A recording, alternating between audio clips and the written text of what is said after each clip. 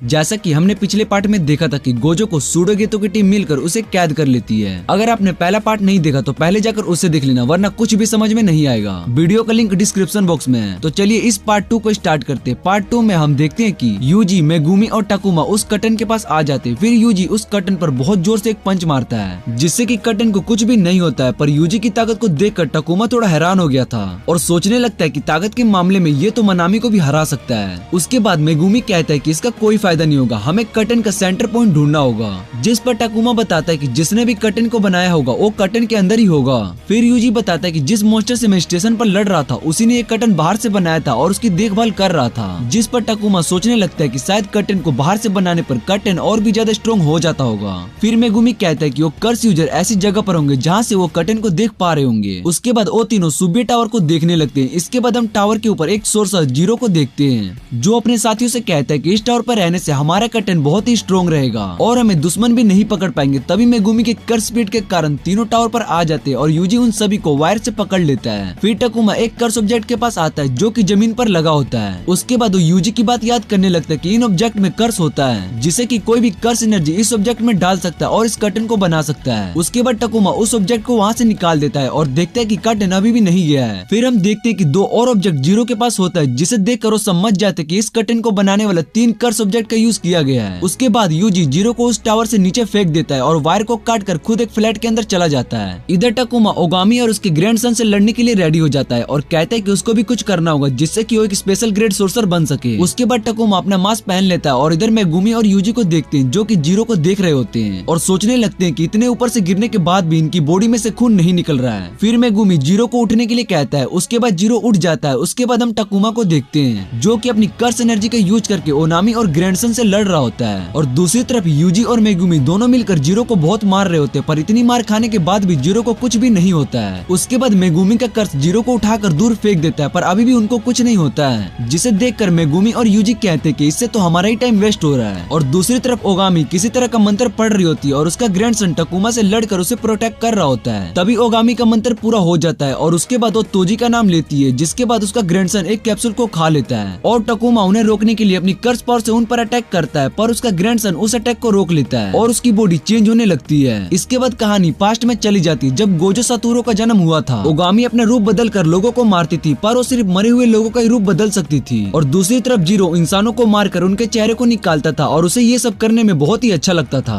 क्योंकि उस टाइम में सभी कर्स यूजर अपनी मर्जी करते थे। पर गोजो के जन्म के बाद सब कुछ चेंज हो गया और गोजो पर 100 मिलियन का बाउंटी रखा गया और जो भी गोजो को मारता उसको 100 मिलियन मिलेंगे। जिसके बाद ओगामी और जीरो ने मिलकर गोजो को मारने का प्लान किया। फिर जब वो दोनों गोजो को रास्ते पर जाते हुए देखते हैं, तभी गोजो को एहसास होता है कि उसे कोई देख रहा है। इसके बाद गोजो पीछे मुड़ता है और उन्हें देखने लगता है, जिसे देखकर ओगामी और जीरो बहुत ही ज्यादा डर जाते हैं। उसके बाद गोजो वहाँ से जाने लगता है और अपने आसपास कर्स से कहता है कि तुम सभी मिलकर मुझे कभी भी नहीं मार पाओगे, इसलिए तुम यहाँ से भाग जाओ। उसके बाद कहानी प्रेजेंट में आ जाती है और हम मेगुमी और यूजी को देखते हैं जो कि जीरो से लड़ रहे होते हैं, पर जीरो को कुछ भी नहीं होता है। इसके बाद मेगुमी जीरो से कहता है कि गोजो भी यहीं पर है, इसलिए तुम्हें यहाँ से भाग जाना चाहिए। जिसे सुनने के बाद जीरो कहता है कि गोजो सील हो चुका है और ये बात यूजी ने खुद चिल्लाकर कही थी और बताता है कि अगर गोजो यहाँ पर होता तो हम कभी भी इस जगह पर नहीं आते। जिसे सुनने के बाद मेगुमी समझ जाता है कि ये गोजो को कभी भी नहीं हरा सकता है, इसलिए इसकी कोई कमजोरी जरूर होगी। उसके बाद मेगुमी जमीन के नीचे से लाखों रैबिट्स निकालता है, जिसे देखकर जीरो हैरान हो जाता है। इसके बाद हम टाकुमा को देखते हैं जो कि समझ नहीं पा रहा होता कि उसका ग्रैंडसन तोजी में कैसे बदल गया। फिर उसको समझ में आ जाता है कि ओगामी की टेक्निक के साथ साथ वो किसी और इंसान का भी रूप बदल सकती है। उसके बाद टाकुमा अपनी पावर से तोजी पर अटैक करने जा रहा होता है, तभी तोजी टाकुमा के अटैक करने से पहले ही उसके मास्क निकाल देता है और टाकुमा तोजी की स्पीड देखकर हैरान हो जाता है। उसके बाद तोजी टाकुमा को मारने लगता है। इधर हम जीरो को देखते हैं जिसे रैबिट्स ने घेर रखा होता है। जैसे ही रैबिट्स गायब होते हैं, तभी ऊपर से मेगुमी अपने एलिफेंट स्पीड से जीरो को दबा देता है, पर जीरो उसकी अटैक से बच जाता है। उसके बाद यूजी जीरो पर एक कार उठाकर मारता है, जिससे कि जीरो पकड़ लेता है। उसके बाद वो दोनों फिर से जीरो को मारने लगते हैं। उसके बाद मेगुमी को जीरो की टेक्निक पता चल जाती है। वो यूजी को बताता है कि अगर हम इस पर जितना जोर से अटैक करेंगे उसको उतना ही कम दर्द होगा, क्योंकि जब उसने एक रैबिट को जीरो पर अटैक करते देखा था तब वो उसकी टेक्निक को समझ गया था, जिस पर यूजी कहता है कि अगर ऐसा तो उसकी पावर की कोई तो लिमिट होगी, वरना वो तो एक थप्पड़ से ही मर जाएगा। उसके बाद मेगुमी और यूजी दोनों मिलकर जीरो को मारने लगते और वो इस बार अपनी कम पावर का यूज करके जीरो को मारते हैं, जिससे कि जीरो को बहुत ज्यादा चोट लगती है। उसके बाद यूजी जीरो को बहुत जोर से पंच मारने जाता है, तभी वो पंच को रोक लेता है और जीरो को आराम से एक पंच मारता है, जिससे कि जीरो बहुत ही दूर जाकर गिरता है और बेहोश हो जाता है। इसके बाद हम मनामी को देखते हैं, जो कि मैनेजर कियोटाका के पास आया होता है और कियोटाका को जख्मी हालत में देखकर मनामी बहुत ही ज्यादा गुस्सा हो जाता है। दूसरी तरफ मैं उस कर्स यूजर को मारने जा रही होती है, तभी मैं बताती कि मैं सिर्फ क्राउस को कंट्रोल कर सकती हूँ और यही मेरी टेक्निक है, जिस कारण मैंने सबसे स्ट्रॉन्ग होने का सोचा, क्योंकि मेरे पास ज्यादा टेक्निक नहीं थी,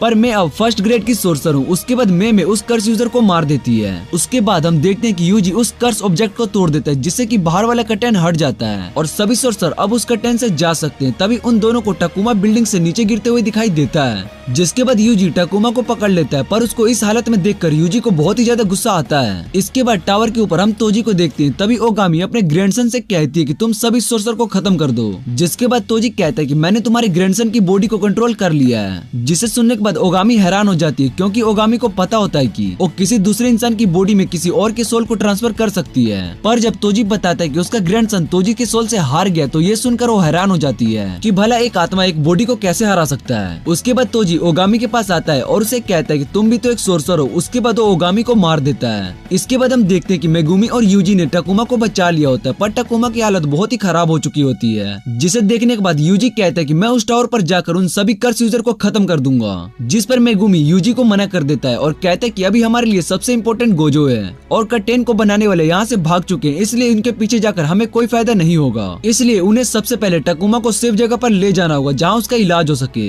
उसके बाद यूजी मेगुमी की बात समझ जाता है और कहता है कि मैं स्टेशन पर जा रहा हूँ, जिस पर मेगुमी कहता है कि मैं टकुमा को यहाँ से बाहर लेकर जा रहा हूँ। फिर यूजी कहता है कि अगर मैं मारा जाऊँ तो तुम मुझे खत्म कर देना, क्योंकि अगर यूजी मारा गया तो उसके अंदर जो सुकून है वो यूजी की बॉडी को कंट्रोल कर लेगा और सब कुछ खत्म कर देगा। इसके बाद हमें मेमे को दिखाया जाता है, जो कि ये सोचकर बहुत ही ज्यादा खुश हो जाती है कि उसे गोजो को बचाने के लिए बहुत सारे पैसे मिलेंगे और वहाँ से आगे जाने लगती है और कुछ दूरी पर सूडोगे तो उन दोनों का वेट कर रहा होता है और ऊपर माँ की सभी मोस्टर को मार रही होती है और अकारी और नोबारा को यहाँ से जाने के लिए कहती है और बताती है कि वो यहाँ पर सब कुछ मैनेज कर लेगी। उसके बाद अकारी और नोबारा वहाँ से जाने लगते हैं, तभी रास्ते में उन्हें हारुता मिलता है, जिसने कि सभी मैनेजर को मार दिया था और वो अकारी को देखकर खुश हो जाता है, क्योंकि अभी तक उसने सिर्फ मेल मैनेजर को ही मारा था। उसके बाद नोबारा अकारी को छिप जाने के लिए कहती है और मौका देखकर वहाँ से भागने के लिए कहती है। तभी हारुता अपनी सोड को उन दोनों की ओर फेंकता है, जिससे कि वो दोनों बच जाते हैं। उसके बाद नोबारा हारुता से लड़ने लगती है और हम देखते हैं कि हारुता की सोड कर्स ऑब्जेक्ट होती है, जो कि अकारी का पीछा कर रही होती है और इधर हारुता नोबारा से लड़ रहा होता है। तभी उसकी सोड अकारी के पैर पर अटैक करती है, जिससे कि अकारी नीचे गिर जाती है और हारुता को ये सब पता चल जाता है। फिर हारुता भी उस बिल्डिंग में चला जाता है जिसमें अकारी होती है। अंदर आने के बाद हारुता भी अकारी को लात मारता है। तभी नोबारा हारुता पर अटैक करती है, पर हारुता अपनी सोड से उसको रोक देता है। उसके बाद सभी किल छत पर जाकर लगती है। उसके बाद वो छत हारुता पर आकर गिरती है और नोबारा को लगने लगता है कि वो जीत गई। तभी नोबारा के फेस पर हारुता की सोड आकर लगती है और नोबारा वहीं पर नीचे गिर जाती है। उसके बाद हारुता नोबारा के पास आकर उसका मजाक उड़ाने लगता है और उसके बाद हारुता अपनी सोड से अकारी के पैरों पर अटैक करने लगता है। तभी नोबारा उठकर लड़ने लगती है, पर हारुता नोबारा को बहुत मारता है और जैसे ही वो उसे मारने जा रहा होता है तभी वहाँ पर मनामी आ जाता है और वो बहुत ही गुस्से में होता है। उसके बाद मनामी अपने टाई को हाथ में बांध लेता है और हारुता के पास आने लगता है। फिर हारुता मनामी को रुकने के लिए कहता है और कहता है कि अगर तुम नहीं रुके तो मैं इस मैनेजर को मार दूंगा। जिसके बाद हारुता देखता है कि अकारी वहाँ से भाग चुकी होती है। तभी मनामी हारुता के पास आता है। फिर हारुता मनामी को एक लत मारता है, जिससे कि मनामी को कुछ भी नहीं होता है और उसके बाद ननामी गुस्से में हारुता से पूछता है कि तुम्हारे बाकी लोग कहाँ हैं, जिस पर हारुता बताता है कि मुझे नहीं पता। फिर ननामी हारुता को एक जोर से पंच मारता है, जिससे कि हारुता बहुत जोर से दीवार में टकरा जाता है। फिर ननामी हारुता को एक और पंच मारता है, जिससे कि हारुता बिल्डिंग से नीचे चला जाता है और दूसरी बिल्डिंग से टकरा जाता है और उसके बाद उसके ऊपर एक साइन बोर्ड भी गिर जाता है। इधर नोबारा मनामी की पावर को देखकर बहुत ही ज्यादा हैरान हो जाती है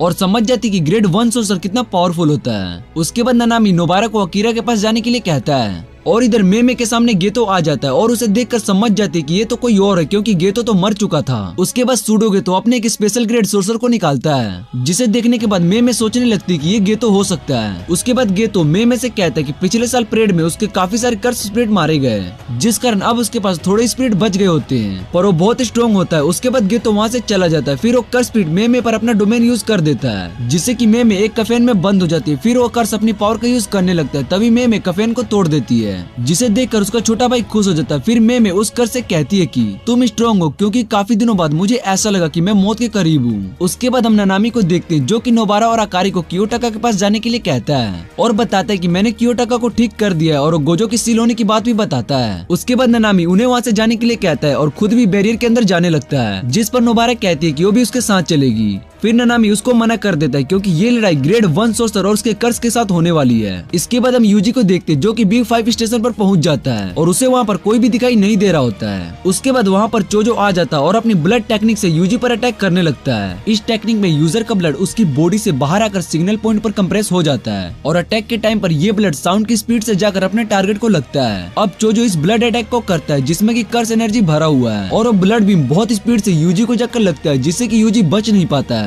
उसके हाथ में एक छेद हो जाता है और चोजो का ब्लड इतना स्ट्रॉन्ग होता है कि वो लेजर की तरह अपने रास्ते में आने वाले हर चीज को काट रहा था। यूजी अब किसी तरह लेजर के अटैक से बचते हुए चोजो के करीब जाता है और उस पर फिस्ट से अटैक करता है, लेकिन उसका हाथ घायल था तो चोजो को बस हल्का धक्का ही लगता है और उससे थोड़ा कंफ्यूज भी हो जाता है। अब चोजो यूजी से पूछता है कि क्या मरने से पहले उसके भाइयों ने कुछ कहा था। यूजी समझ जाता है कि चोजो किसके बारे में बात कर रहा है। फिर वो बताता है कि उन्होंने कुछ भी नहीं कहा था, लेकिन वो मरने से पहले रो रहे थे। चोजो ये सुनकर पहले तो शॉक हो जाता है, फिर उसके बाद उस पर बहुत ही ज्यादा गुस्सा होने लगता है, जिससे उसके चेहरे की ब्लड वाली लाइन और भी तेजी से बढ़ जाती है और चोजो के पीछे ढेर सारा ब्लड भी आने लगता है। यूजी जल्दी उस पर अटैक कर देता है, लेकिन चोजो लात मारकर उसे दूर कर देता है और फिर यूजी को ढेर सारे ब्लड की लेजर भी मारने लगती है। वो अपने ब्लड को अब पूरी तरह से कंट्रोल कर पा रहा था। यूजी उसके अटैक से बच तो जा रहा था, लेकिन वो चोजो से काफी दूर हो गया था। अब चोजो फिर से अपने ब्लड बीम को शूट करने के लिए रेडी हो जाता है, जो कि इतना तेज होती है कि यूजी की उससे बचने की 50% चांस है। अगर उसे लग जाती तो उसकी मौत पक्की है। अब यूजी हवा में जंप करता है ताकि चोजो इसे टारगेट समझकर उस पर हमला करे, और चोजो ऐसा ही करता है और यूजी के सर पर निशाना लगाते हुए ब्लड बीम से अटैक करता है, लेकिन यूजी नीचे से अपना सर झुका लेता है और उस बीम से बच जाता है। एक बार शूट करने के बाद ये बीम काफी स्लो हो जाती है,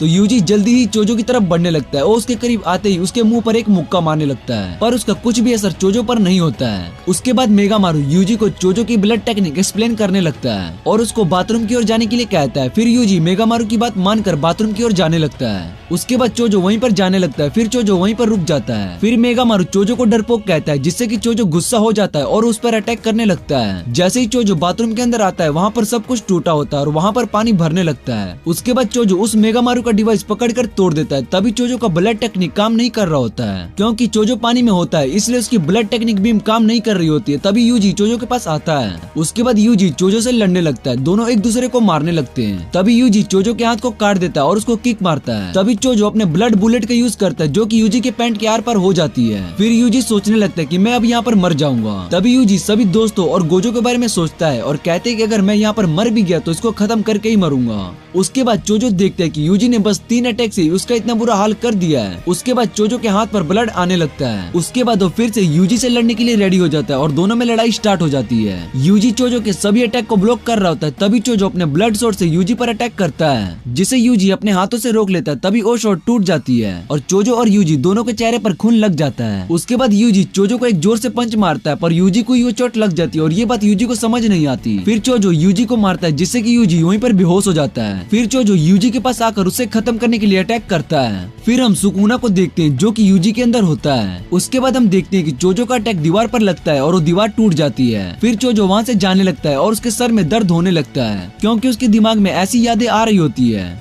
जिसे उसने कभी देखा ही नहीं होता है। वो अपने भाइयों के साथ होता है और उनके साथ यूजी भी होता है और वो चोजो को अपने हाथों से नूडल खिला रहा होता है। तभी चोजो सोचने लगता है कि यूजी मेरी यादों में क्यों है। उसके बाद हम मेमे को देखते हैं, जहाँ पर वो एक स्पेशल कर्स से लड़ रही होती है। वो कर्स स्पिरिट फिर से मेमे को कॉफिन में बंद कर देता है। उसके बाद मेमे उस स्पिरिट के डोमेन को समझ जाती है, जिसमें वो अपने दुश्मनों को कॉफिन में बंद करके उसके ऊपर एक बड़ा सा पत्थर गिरा देता है, जिससे कि कॉफिन अंदर चला जाता है। उसके बाद वो 3 तक काउंट करता है। काउंटिंग खत्म होने से पहले अगर मेमे कॉफिन से बाहर नहीं आई तो उसकी मौत हो जाएगी। फिर मेमे उस कोफेन को तोड़ देती है और वहाँ से निकल जाती है और अपने छोटे भाई को लेकर वहीं पर छुप जाती है। उसके बाद वो कर्स स्पिरिट मेमे के क्रो को भी अपने कोफेन में डालकर उन्हें मार देता है। उसे देखने के बाद मेमे सोचने लगती है कि वो यूजी का यूज करके मोस्टर को ध्यान भटका देगी। जिससे कि उसका ध्यान वो यूई पर चला जाएगा और वो उस पर अटैक करेगी और मैं इसका फायदा उठाकर उस मोस्टर पर अटैक कर सकती हूँ। पर मैं सोचती कि अगर उस कर्स स्पिरिट ने यूई पर पत्थर गिरा दिया तो यूई की मौत हो जाएगी। जिसके बाद मैं यूई से पूछती कि तुम मेरे लिए अपनी जान दे सकते हो, जिस पर यूई हाँ कर देता है।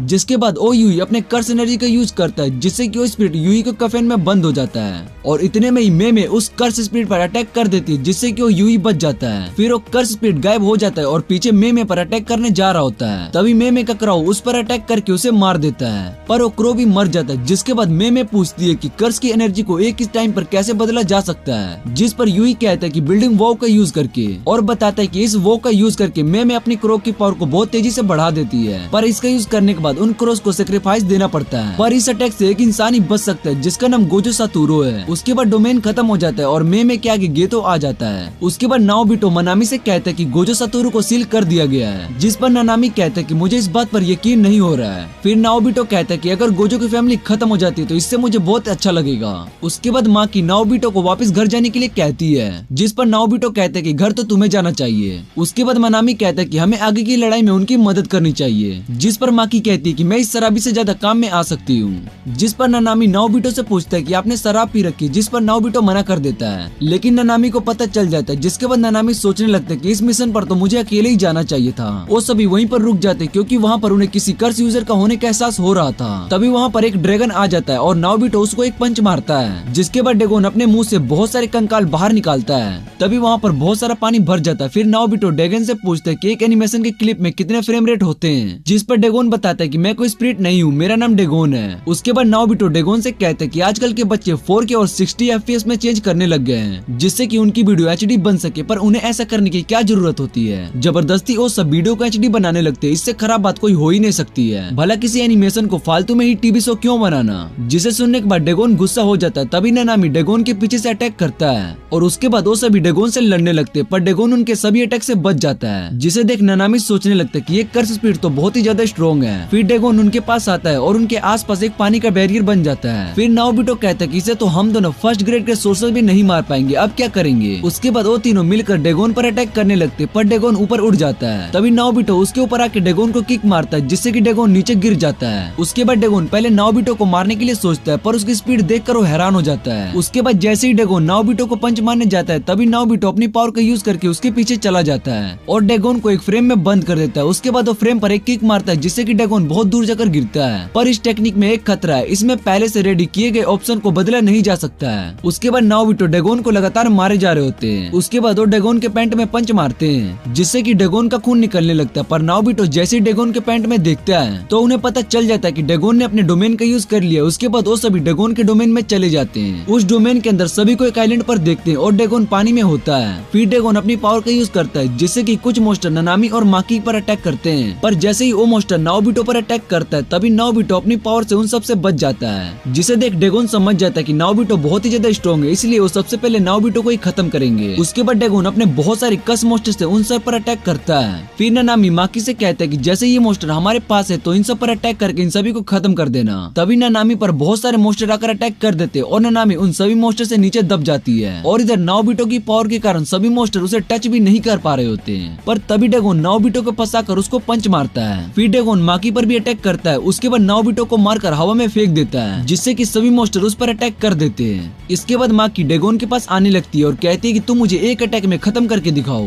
जिसके बाद ड्रैगन माकी पर अटैक करने जा रहा होता है, तभी मेगुमी वहाँ पर आ जाता है और माकी को उसका कष्ट दे देता है। जिसके बाद ड्रैगन मेगुमी पर अटैक करने लगता है। तभी पीछे से माकी ड्रैगन पर अटैक कर देती है। उसके बाद माकी ड्रैगन को पीटने लगती है और पीछे से मेगुमी अपने डोमेन का यूज करने जा रहा होता है। तभी ड्रैगन मेगुमी पर अपने मोस्टर से अटैक कर देता है और जैसे ही एक मोस्टर मेगुमी को खाने जा रहा होता है, तभी नानामी उस मोस्टर को बीच से काट देता है। फिर नानामी एक और मोस्टर के सर को काट देता है। जिसके बाद नानामी मेगुमी के बाकी सब के बारे में पूछता है, जिस पर मेगुमी बताता है कि टकुमा घायल है और यूजी भी लड़ने के लायक नहीं है। फिर नानामी मेगुमी से कहता है कि तुम इस डोमेन को खत्म मत होने देना। जिसके बाद ड्रैगन सोचने लगता है कि ये आदमी जिंदा कैसे बच गया। तभी नाओबिटो ड्रैगन के पीछे आ जाता है और उस पर अटैक करता है, जिसे ड्रैगन रोक लेता है और अपने मोस्टर से उन पर अटैक कर देता है, जिसे माकी खत्म कर देती है। फिर नाओबिटो ड्रैगन से कहता है कि तेरी वजह से मेरा राइट हैंड नहीं रहा, इसलिए तुम्हें इसकी कीमत चुकानी होगी। उसके बाद मेगुमी नानामी से कहता है कि इसे लगता है कि मैं इसके डोमेन के अंदर अपना डोमेन यूज करूंगा, पर मैं इसके डोमेन के अंदर से आया था जो कि बंद हो चुका है, पर मैं अपनी पावर से इसके बैरियर में फिर से होल बना सकता हूँ, जिससे कि तुम सभी इसके डोमेन से बाहर निकल जाओ। जाओगे और इसको हरा सकते हो,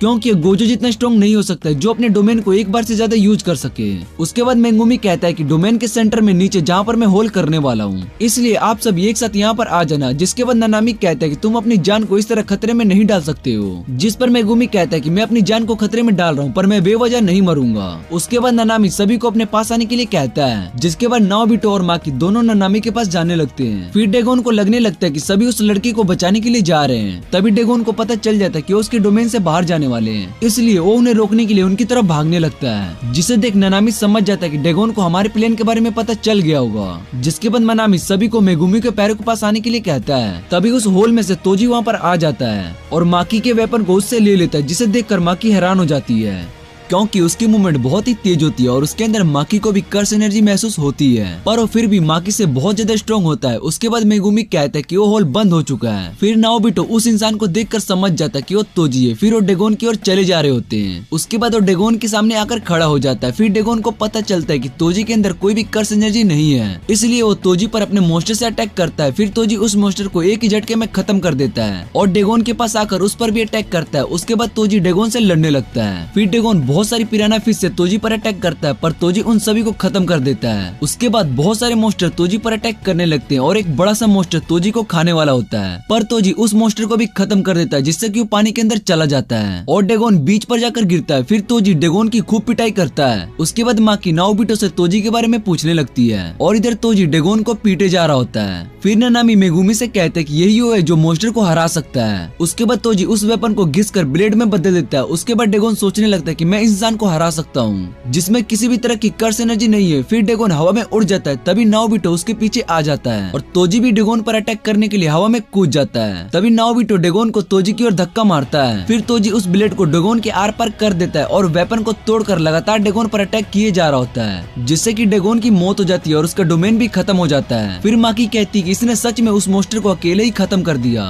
उसके बाद नानामी सोचने लगता है कि आज अगर मेगुमी नहीं आया होता तो हम सब यहाँ पर मारे चुके होते। उसके बाद वो सभी तोजी की ओर देखने लगते हैं और तोजी उनकी ओर बढ़ने लगता है। उसके बाद मेगुमी रोड पर आकर गिरता है, जिसे देखने के बाद मेगुमी सोचने लगता है कि ये मुझे रोड पर कब लेके आ गया और सोचने लगता है कि स्पीड के मामले में ये तो सुकुना से भी फास्ट है। उसके बाद डेगोन की बॉडी जो कि गायब हो रही होती है वहाँ पर जोगो आ जाता है और डेगोन को उठाकर कहता है कि तुम हमें छोड़कर चले गए। नाओबिटो और नानामी जोगो को देखकर हैरान हो जाते क्योंकि वो डेगोन से भी ज्यादा स्ट्रॉन्ग लग रहा होता है। उसके बाद जोगो नानामी के पास आकर उसको आग में डाल देता है और उसके बाद माकी को भी आग में जला देता है। फिर नाओबिटो के पास आता है, पर नाओबिटो वहाँ से दूर चला जाता है और अपनी टेक्निक का यूज करके जगह चेंज कर ही रहा होता है। तभी जोगो नाओबिटो को भी आग में जला देता है। उसके बाद वो जैसे ही नाओबिटो को आकर उसको टच करता है, तभी जोगो को सुकुना की पावर महसूस होने लगती है। उसके बाद हम नानाकी को देखते हैं जो कि यूजी को सुकुना की फिंगर खिला रही होती है। तभी वहाँ पर जोगो आ जाता है और उनसे पूछता है कि तुमने इसे कितने फिंगर खिलाए, जिस पर मिमी को मना कर देती है। उसके बाद जोगो उन दोनों को भी जला देता है। फिर जोगो यूजी के पास आता है। फिर जोगो गेतो की बात याद करने लगता है। गेतो ने उसको बताया था कि अगर यूजी सभी फिंगर खा भी लेता है तो वो आसानी से सुकुना को अपनी बॉडी पर कंट्रोल नहीं करने देगा और ऐसा तभी होगा जब वो सभी फिंगर एक एक दिन करके खाएगा। पर अगर उसने एक टाइम पर ही सुकुना के 10 फिंगर को खा लिया तो वो सुकुना को कंट्रोल नहीं कर पाएगा। उसके बाद जोगो 10 फिंगर को निकालता है और वो सभी फिंगर यूजी को खिला देता है। उसके बाद जोगो सोचने लगता है कि अब मैंने यूजी को टोटल 10 फिंगर खिलाई है और अब उसकी बॉडी में 15 फिंगर हो चुके होंगे। तभी जोगो देखते है कि मिमिको और नानाको जिंदा बच गई है और सोचने लगता है कि इन दोनों में से किसी एक की टेक्निक की वजह से ये दोनों जिंदा बच गए। उसके बाद जैसे ही जोगो उनसे कुछ कहता है तभी जोगो का हाथ कट चुका होता है और वो ये देखकर और बाकी सब भी ये देखकर हैरान हो जाते हैं। तभी सुकुना जोगो को पीछे हटने के लिए कहता है, जिसे सुनने के बाद जोगो पीछे हट जाता है। उसके बाद जोगो सोचने लगता है कि ये सुकुना है जो कि गोजो से भी ज्यादा खतरनाक है। सुकुना को देखने के बाद मिमिको और नानाको बहुत ही ज्यादा डर गए होते हैं और बहुत ही मुश्किल से सांस ले पा रहे होते हैं। तभी सुकुना उनके पास आने लगता है, जिसे देखकर वो सभी डर जाते हैं। फिर सुकुना कहता है कि तुम सब सर झुकाना भूल गए हो, जिसे सुनने के बाद सभी नीचे सिर झुकाकर बैठ जाते हैं और इनका सिर कटने से बच जाता है और अटैक सीधा दीवार पर जाकर लगता है। पर जोगो का सर कट चुका था, जिससे कि बहुत सारा खून निकल रहा होता है। उसके बाद सुकुना जोगो से कहता है कि तुम खुद को बहुत ही स्ट्रॉन्ग समझते हो। फिर वो उन दोनों लड़कियों से पूछते हैं कि तुम्हें मुझसे क्या बात करनी है। उसके बाद नानाको सुकुना से गेतो को मारने के लिए कहती है, क्योंकि गेतो की बॉडी को किसी कर्स ने कंट्रोल कर रखा है, इसलिए वो गेतो को आजाद करवाना चाहती थी। उसके बाद हम फ्लैशबैक देखते हैं जहाँ पर नानाको गेतो से गोजो सातोरू के बारे में पूछती है। फिर गेतो बताता है कि वो मेरा बेस्ट फ्रेंड था, पर हमारे बीच में लड़ाई हो गई और हम दोनों ने एक दूसरे से कभी भी बात नहीं की। उसके बाद वो दोनों सोचने लगती है कि गोजो ने गेतो को मारकर अच्छा किया, क्योंकि वही गेतो का बेस्ट फ्रेंड था, पर उसकी बॉडी को किसी कर्स यूजर ने कंट्रोल कर लिया है, इसलिए हम उसको मारना चाहते हैं। फिर नानाको सुकुना से कहती कि मुझे पता है कि तुम्हारा एक फिंगर और कहाँ है, अगर तुमने उस आदमी को मार दिया तो मैं तुम्हें बता दूंगी कि फिंगर कहाँ पर है। उसके बाद सुकुना उन्हें अपना सर ऊपर करने के लिए कहता है, जिसके बाद वो दोनों अपना सर ऊपर करते हैं। तभी मिमिको का सर कट जाता है, जिसे देखकर नानाको मिमिको को उठाने की कोशिश करने लगती है। उसके बाद वो जैसे ही सुकुना पर अटैक करने जा रही होती है, तभी सुकुना उसकी फेस को बीच से काट देता है और उसकी बॉडी को खत्म कर देता है। फिर सुकुना उसके फोन को पकड़कर तोड़ देता है। उसके बाद वो जोगो से पूछता है कि तुम्हें क्या चाहिए, जिस पर जोगो बताता है कि मुझे कुछ भी नहीं चाहिए। उसके बाद वो सुकुना से कहते हैं कि हमारा शुरू से एक ही मकसद था, वो था तुम्हें जिंदा करना। फिर जोगो बताता है कि जल्दी यूजी अपने बॉडी पर कंट्रोल कर लेगा और ये बात तुम भी अच्छे से जानते हो। उसके बाद वो सुकुना से कहता है कि यहाँ पर यूजी के बहुत सारे साथी और तुम उन सबको मार सकते हो, जिसे सुनने के बाद सुकुना कहते हैं कि उसकी कोई भी जरूरत नहीं है, क्योंकि मैंने कुछ और ही सोच रखा है। उसके बाद वो जोगो से कहता है कि अगर तुम मुझ पर एक भी अटैक करने में सफल होगे तो मैं वही करूंगा जो तुम चाहोगे। फिर सुकुना गोजो से कहता है कि अगर तुम जीत गए तो मैं सभी इंसानों को खत्म कर दूंगा, बस एक को छोड़कर। जिसे सुनने के बाद जोगो खड़ा हो जाता है और सुकुना से कहता है कि तुम अपनी बात से पीछे तो नहीं हट जाओगे। उसके बाद हम जोगो को देखते हैं जो कि बिल्डिंग से नीचे गिर रहा होता है। तभी सुकुना उसके पास आता है और इधर मेगुमी तोजी से लड़ रहा होता है। जैसे ही वो बहुत सारे रैबिट्स को बुलाता है, तभी उसको सुकुना की एनर्जी महसूस होने लगती है। उसके बाद मेगुमी वहाँ से भागने लगता है, तभी तोजी मेगुमी के पास आकर उसे पीटने लगता है। तभी तोजी पर बहुत सारे रैबिट्स अटैक करते हैं, पर तोजी उन सभी को अटैक को ब्लॉक कर देता है। उसके बाद वो मेगुमी को पीटने लगता है। फिर तोजी एक एक करके सभी रैबिट्स को खत्म करने लगता है। और इसके बाद हम पांडा को देखते हैं जो कि कुसाकाबे से कहते हैं कि हमारा यहाँ पर काम खत्म हो चुका है, इसलिए हमें यहाँ से अब B5 स्टेशन पर जोगो के पास जाना चाहिए। उसके बाद कुसाकाबे गुस्से में पांडा से कहते हैं कि हमारा काम गोजो को बचाना है, और बताता है कि अभी भी कुछ लोग सुबह में फंसे हुए हैं और उनकी जान खतरे में होगी, और काफी सारे स्कूल के स्टूडेंट्स भी खतरे में होंगे। अगर उन्हें कुछ हो गया तो उनके जिम्मेदार हम ही होंगे। उसके बाद वो पांडा से कहते हैं कि तुम यहाँ पर सभी बिल्डिंग को चेक करो, जिसे सुनने के बाद पांडा चला जाता है। उसके बाद कुसाकाबे सोचने लगता है कि अब मेरे पास किसी भी तरह का बहाना नहीं बचा है और मुझे B5 स्टेशन पर नहीं जाना है, बल्कि यहीं पर घूमकर अपना टाइम पास करना होगा, क्योंकि वो स्टेशन पर जाकर मरना नहीं चाहता है। इसलिए वो पांडा को यहीं पर रोक कर रखा है, क्योंकि पांडा को अगर स्टेशन पर जाने का रास्ता पता चल गया तो वो अकेले ही चला जाएगा और यहाँ पर भी खतरा है, इसलिए मैं यहीं पर अकेले ही रहना चाहता हूँ। उसके बाद पांडा और कुसाकाबे को अपने ऊपर कर्स यूजर दिखाई देते हैं जो उन्हें यहाँ से भागने के लिए कहते हैं। इसके बाद कुसाकाबे उनसे कहता है कि हम आपस में इसके बारे में बात कर सकते हैं। इधर हम मेगुमी को देखते हैं जो कि तोजी से बहुत ही ज्यादा पिट रहा होता है और उससे बचने के लिए भाग रहा होता है। उसके बाद मेगुमी अपने कर्स स्पीड का यूज करके वहाँ से भागने लगता है। तभी हम प्रिंसिपल यागा और शोको को देखते हैं जो कि आपस में बात कर रहे होते हैं। फिर प्रिंसिपल यागा शोको से कहते कि मैंने सुना था कि तुमने स्मोकिंग छोड़ दी है,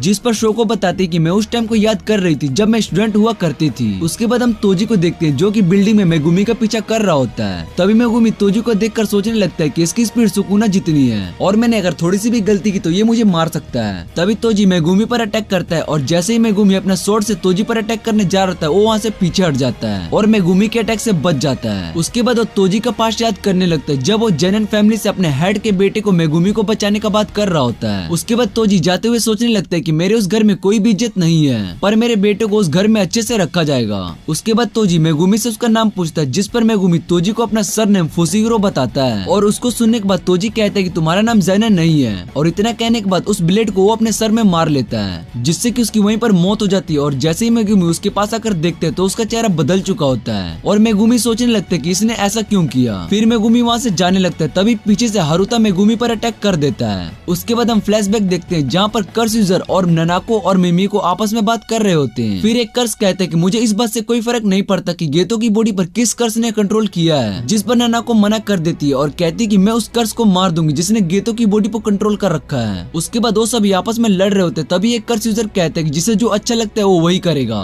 उसके बाद हम कुसाकाबे को देखते हैं जो कि उस कर्स यूजर से लड़ने के लिए रेडी हो जाता है। तभी वहाँ उनके पीछे बहुत बड़ा ब्लास्ट होता है। उसके बाद हम सुकुना और जोगो को देखते हैं जो कि आपस में लड़ रहे होते हैं। जोगो अपने अटैक से सभी बिल्डिंग को जलाकर खत्म कर रहा होता है, पर सुकुना बहुत ही ज्यादा स्ट्रॉन्ग होता है, इसलिए वो जोगो को मारकर नीचे फेंक देता है। फिर जोगो दोबारा से उठ जाता है और पूरे सुबिया में अलावा फैला देता है, जिससे कि सभी बिल्डिंग उस लावा के कारण पिघलने लगती है। फिर जोगो दो बिल्डिंग को उठाकर सुकुना पर मारता है, पर सुकुना वहाँ से गायब हो जाता है और जोगो को पीटने लगता है, जिसके बाद सुकुना जोगो को उठाकर कहता है कि मैं तुम्हें तब तक पीटूंगा जब तक मेरा मन नहीं भर जाता। उसके बाद कुसाकाबे पांडा को वहाँ से भागने के लिए कहता है, तभी वो कर्स यूजर उसे रोकने लगता है। तभी वहाँ पर दो और बिल्डिंग ब्लास्ट हो जाती है। फिर कुसाकाबे सभी को बताता है कि यहाँ पर दो स्पेशल ग्रेड स्पिरिट लड़ रहे हैं इसलिए हमें यहाँ से भागना पड़ेगा। उसके बाद हम जोगो को देखते हैं जो कि आग का मिट्योर बना रहा होता है। उसके बाद कुसाकाबे पांडा को वहाँ से भागने के लिए कहता है और दोनों वहाँ से भाग रहे होते हैं। इतने में वहाँ पर सुकुना आ जाता है और उन्हें रोकने के लिए कहता है। उसकी बात सुनकर पांडा, कुसाकाबे और सभी कर्स यूजर अपनी जगह पर रुक जाते हैं। उसके बाद सुकुना उनसे कहता है कि यहाँ से 100 मीटर तक कोई भी नहीं हिलेगा जब तक कि मैं उन्हें भागने के लिए ना कहूँ, और अगर किसी ने मेरी बात ना मानी तो मैं सभी को मार दूंगा। उसके बाद सुकुना उन सभी को भागने के लिए कहता है और सभी के सभी वहाँ से गायब हो जाते हैं। तभी मिट्योर सुकुना के ऊपर आकर गिरता है जिससे कि आसपास के सभी जगह तबाह हो जाती है। फिर जोगो कहता है कि इस अटैक से सुकुना को जरूर चोट लगा होगा, जिस पर सुकुना कहता है कि अगर ये अटैक मुझे लगा तो, जिसे सुनने के बाद जोगो बहुत ही ज्यादा हैरान हो जाता है। उसके बाद सुकुना जोगो से कहता है कि तुमने मुझ पर अपना डोमेन यूज क्यों नहीं किया। फिर जोगो बताता है कि मुझे पता है कि मैं डोमेन के अंदर तुमसे कभी भी नहीं जीत पाऊंगा।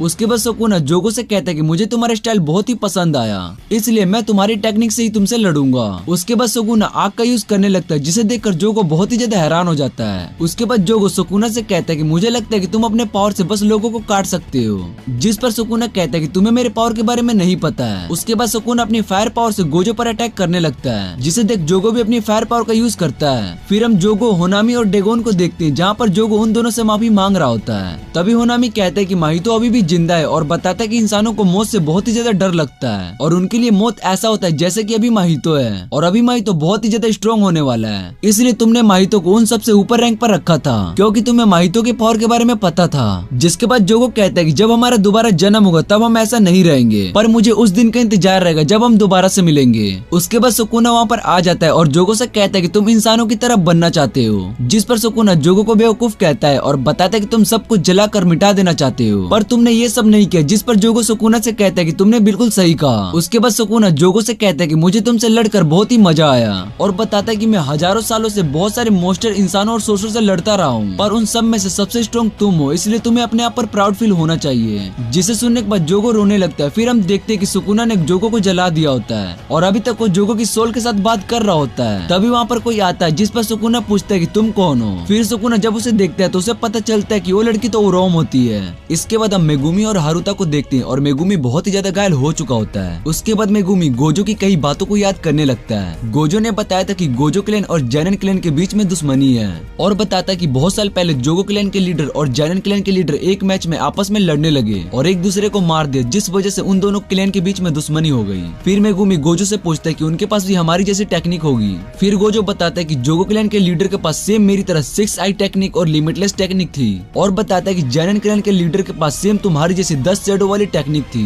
जिसे सुनने के बाद मेगुमी समझ जाता है कि उन्होंने भी सेम टेक्निक का यूज किया होगा जिससे कि वो गोजो क्लैन के लीडर को मार पाएंगे। उसके बाद मेगुमी अपनी पावर का यूज करने लगता है। तभी सुकुना को मेगुमी की पावर फील होती है। उसके बाद सुकुना वहाँ से जाने लगता है। इसके बाद हम मेगुमी को देखते हैं जो कि अपने सबसे पावरफुल टेक्निक मकुरा का यूज करता है। इस टेक्निक को जिस पर भी यूज किया जाता है उसकी मौत हो जाती है और साथ में उसकी भी मौत हो जाती है जिसने इस टेक्निक का यूज किया होता है। उसके बाद मेगुमी हारुता से कहता है कि पहले मैं मरूंगा उसके बाद तुम्हारी बारी होगी। इतने में मकुरा मेगुमी पर अटैक करता है जिससे कि वो दूर जाकर फेंका जाता है और बेहोश हो जाता है। तभी मकुरा हारुता के पास आने लगता है जिसे देखकर हारुता बहुत ही ज्यादा डर जाता है। फिर वो शिकिगामी हारुता पर अटैक करता है। तभी सुकुना हारुता को बचा लेता है। उसके बाद वो मेगुमी के पास आता है और देखता है कि वो भी जिंदा है, इसलिए उसने हारुता को बचाया क्योंकि अगर हारुता की मौत हो जाती तो उसके साथ मेगुमी भी मर जाता। उसके बाद सुकुना उस शिकिगामी के पास जाने लगता है। तभी शिकिगामी सुकुना पर अटैक करता है जिससे कि सुकुना ब्लॉक कर लेता है और उस शिकिगामी को पीटने लगता है। उसके बाद वो दोनों आपस में लड़ने लगते हैं जिससे कि आसपास की बिल्डिंग टूटने लगती है। उसके बाद सुकुना शिकिगामी के सभी अटैक को ब्लॉक करने लगता है और सुकुना उसको उठाकर एक बिल्डिंग पर फेंक देता है। उसके बाद शिकिगामी बहुत सारे कार्स को सुकुना पर मारता है पर सुकुना उन सभी से बच जाता है और शिकिगामी के सर को बीच से काट देता है पर शिकिगामी खुद को हील कर लेता है। उसके बाद दोनों की फाइट की वजह से आसपास के सभी इंसान मरने लगते हैं, जिसके बाद सुकुना उसको पीटने लगता है और पूरा सुबिया उन दोनों की लड़ाई की वजह से तबाह हो रहा होता है और सभी लोग मरे जा रहे होते हैं। फिर सुकुना एक ट्रेन को हवा में उड़ा लेता है और उसको बीच से अपनी पावर से काट देता है। उसके बाद वो दोनों की फाइट और भी ज्यादा बड़ी हो जाती है और शिकायानागी सुकुना के ऊपर एक पूरी बिल्डिंग गिरा देता है। उसके बाद सुकुना शिकायानागी पर एक टावर उठाकर मारता है जिससे कि पूरी शहर की लाइट चली जाती है। उसके बाद सुकुना सभी बिल्डिंग को जलाने लगता है और उसके बाद सुकुना अपने डोमेन का यूज करने लगता है। उसका डोमेन जो कि दैट टेम्पल होता है वो 200 मीटर की रेंज में फैल सकता है, पर मेगुमी को बचाने के लिए सुकुना ने अपने डोमेन की रेंज 140 मीटर ही रखी थी।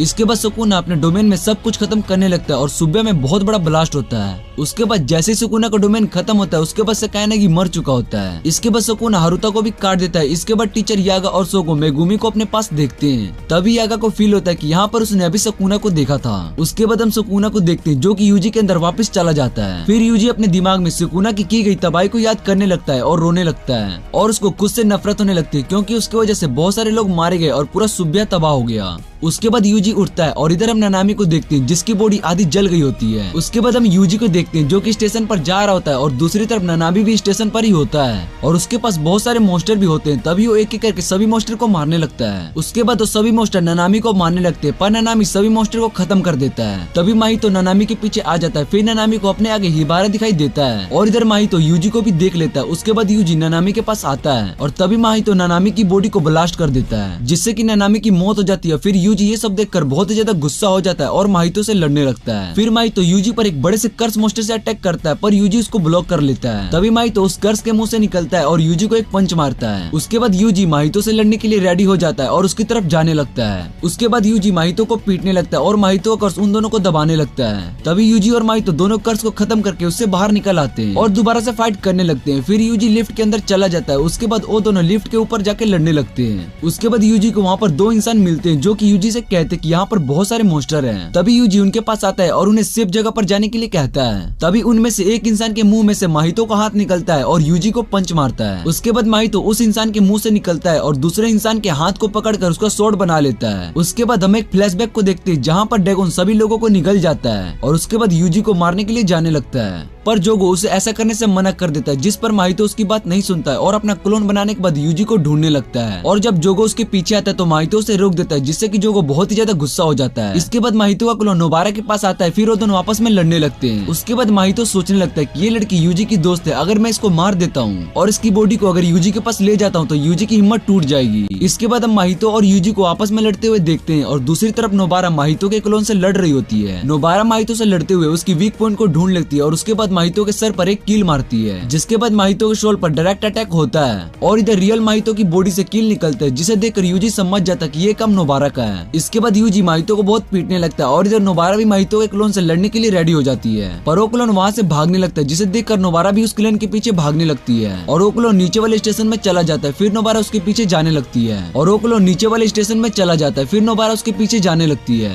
इधर यूजी जैसे ही माहितो को पंच मारता माहितो अपने आप को टुकड़े में कर लेता है। उसके बाद यूजी सोचने लगता है कि इनमें से किस टुकड़े में माहितो की सोल होगा। उसके बाद वो एक टुकड़े को खत्म कर देता है पर उसमें माहितो की सोल नहीं होती है। उसके बाद माहितो वहाँ से भागने लगता है। भागते भागते दोनों माहितो एक दूसरे के सामने आ जाते हैं और अपनी जगह चेंज कर लेते हैं। उसके बाद माहितो नोबारा को टच कर लेता है। तभी यूजी माहितो को मारकर फेंक देता है। उसके बाद जैसे यूजी नोबारा के पास जाने लगता है उसके बाद नोबारा के चेहरे पर खून निकलता है और उसकी मौत हो जाती है। यूजी नोबारा की तरफ ही देखे जा रहा होता है। इसके बाद हम आगे के फ्लैशबैक को देखते हैं जहाँ पर यूजी नोबारा और मेगुमी साथ में बैठे होते हैं। फिर उन सभी की गलती के कारण वहाँ पर रखी शर्ट पर कॉफी गिर जाती है और ये शर्ट गोजो की होती है। जिसके बाद नोबारा कहती है कि हम इसका इल्जाम क्योटा कप पर डाल देंगे जिसे सुन मेगुमी और यूजी को ये प्लान अच्छा नहीं लग रहा होता है। तभी वो सभी मिलकर शर्ट को साफ करने लगते हैं पर उनकी वजह से शर्ट और भी ज्यादा गंदी हो जाती है। उसके बाद नोबारा कहती है कि हम ऐसी शर्ट दूसरा खरीद लेंगे। फिर मेगुमी फोन पर शर्ट की प्राइस बताता है जिसकी प्राइस 2,50,000 यान होती है जिसे देखने के बाद सभी हैरान हो जाते हैं। तभी गोजो अपनी शर्ट को लेने के लिए यहाँ पर आता है पर उन दोनों की शर्ट को मेगुमी के कपड़ों में डाल दिया होता है जो कि शर्ट साफ साफ दिखाई दे रही होती है। उसके बाद वो शर्ट को निकालते हैं और हंसने लगते हैं। इसके बाद हम प्रेजेंट में आ जाते हैं जहाँ पर यूजी नोबारा की बॉडी को देख रहा होता है और रोने लगता है। इसके बाद माहितो यूजी को पीटने लगता है पर यूजी अंदर से टूट चुका होता है इसलिए उसका लड़ने का मन नहीं कर रहा होता है।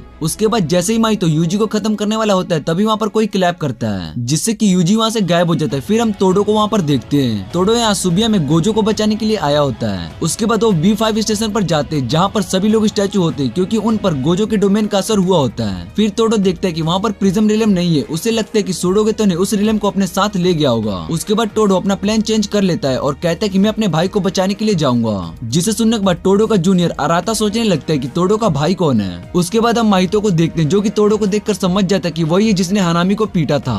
उसके बाद अराता तोडो से कहता है कि मैंने नोबारा पर अपने मैजिक का यूज किया था, पर वो शायद अब मर चुकी होगी। फिर तोडो यूजी को लड़ने के लिए कहता है, जिस पर यूजी मना कर देता है और कहता है कि मैं अब नहीं लड़ सकता हूँ, और बताता है कि नोबारा, नानामी और सुकुना ने बहुत सारे इंसानों को मार दिया, इसलिए मैं अब और फाइट नहीं कर सकता हूँ। उसके बाद यूजी खुद ही अपने आप को जिम्मेदार मानने लगता है और रोने लगता है। तभी माइतो उन सभी पर अटैक करने लगता है, पर तोडो फिर से क्लैप करता है, जिससे कि उन सभी की जगह चेंज हो जाती है। उसके बाद तोडो यूजी से कहता है कि हम सभी सोर्सर को निराश नहीं होना चाहिए, क्योंकि जितने भी सोर्सर मारे जाते हैं उन सभी का भरोसा उन पर होता है, इसलिए हमें निराश नहीं होना चाहिए। हमारा काम इन सभी को खत्म करना है, जिससे कि हम सभी इंसानों को बचा सकते हैं। उसके बाद अराता यूजी के पास आता है और उस पर अपना मैजिक यूज करता है और बताता है कि अब मेरी मैजिक की वजह से तुम्हें चोट नहीं लगेगा। और अराता यूजी को बताता है कि नोबारा की सांसें चल रही है और मैंने उस पर अपना मैजिक का यूज किया है। फिर अराता नोबारा को वहाँ से लेकर चला जाता है। इसके बाद माहितो तोडो पर अटैक करने लगता है, जिससे कि तोडो बच जाता है। उसके बाद तोडो फिर से क्लैप करता है और उसकी जगह यूजी की जगह चेंज हो जाती है। तभी यूजी नानामी को याद करके माहितो पर जोर से पंच मारता है और उस पंच के कारण माहितो का हाथ खत्म हो जाता है, पर माहितो अपने हाथ को जल्दी से रीजनरेट कर लेता है और यूजी और तोडो को माहितो से लड़ने के लिए रेडी हो जाता है। उसके बाद हम ट्रेन में मीवा को देखते हैं और उसके हाथ में मेगामारू का डिवाइस होता है और उन सभी को सुबिया में जाने के लिए मना कर रहा होता है। फिर मीवा मेगामारू से उसका रीजन पूछने लगती है, जिस पर मेगामारू बताता है कि सभी को वहाँ पर खतरा है, पर सुडो को बचने का चांस वहाँ पर 99% है, इसलिए वो सुबिया में गया। उसके बाद हम मीवा के साथ के सभी सोसर को ट्रेन में देखते हैं। इसके बाद मीवा मेगामारू से पूछती है कि मैं कमजोर हूँ, इसलिए तुमने सुबिया में जाने से मुझे मना कर दिया,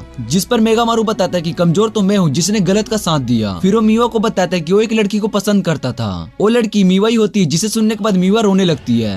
तभी मीवा के पास कोकिची का सोल दिखाई देता है और मीवा को गुड बाय कहकर वहाँ से चला जाता है, जिसे देखकर मीवा रोने लगती है। इधर माहितो यूजी और तोडो से लड़ने लगता है। फिर माहितो सोचने लगता है कि यूजी की पावर 10% ही बची है और माहितो की पावर भी बहुत ही कम हो चुकी है, क्योंकि वो नोबारा और यूजी से काफी देर से लड़ रहा होता है। फिर माहितो दोबारा से यूजी से लड़ने लगता है। उसके बाद जैसे ही तोडो माहितो पर अटैक करता है, तभी माहितो अपने ब्लड मॉन्स्टर से उन दोनों पर अटैक कर देता है और अब यूजी और तोडो पर चारों तरफ से अटैक होने लगता है। इस पार्ट में बस इतना ही। मिलते हैं पार्ट 3 में, और पार्ट 3 में 2 से 3 दिनों के अंदर ही मैं अपलोड कर दूंगा। तो मिलते हैं पार्ट 3 में। Good bye and take care.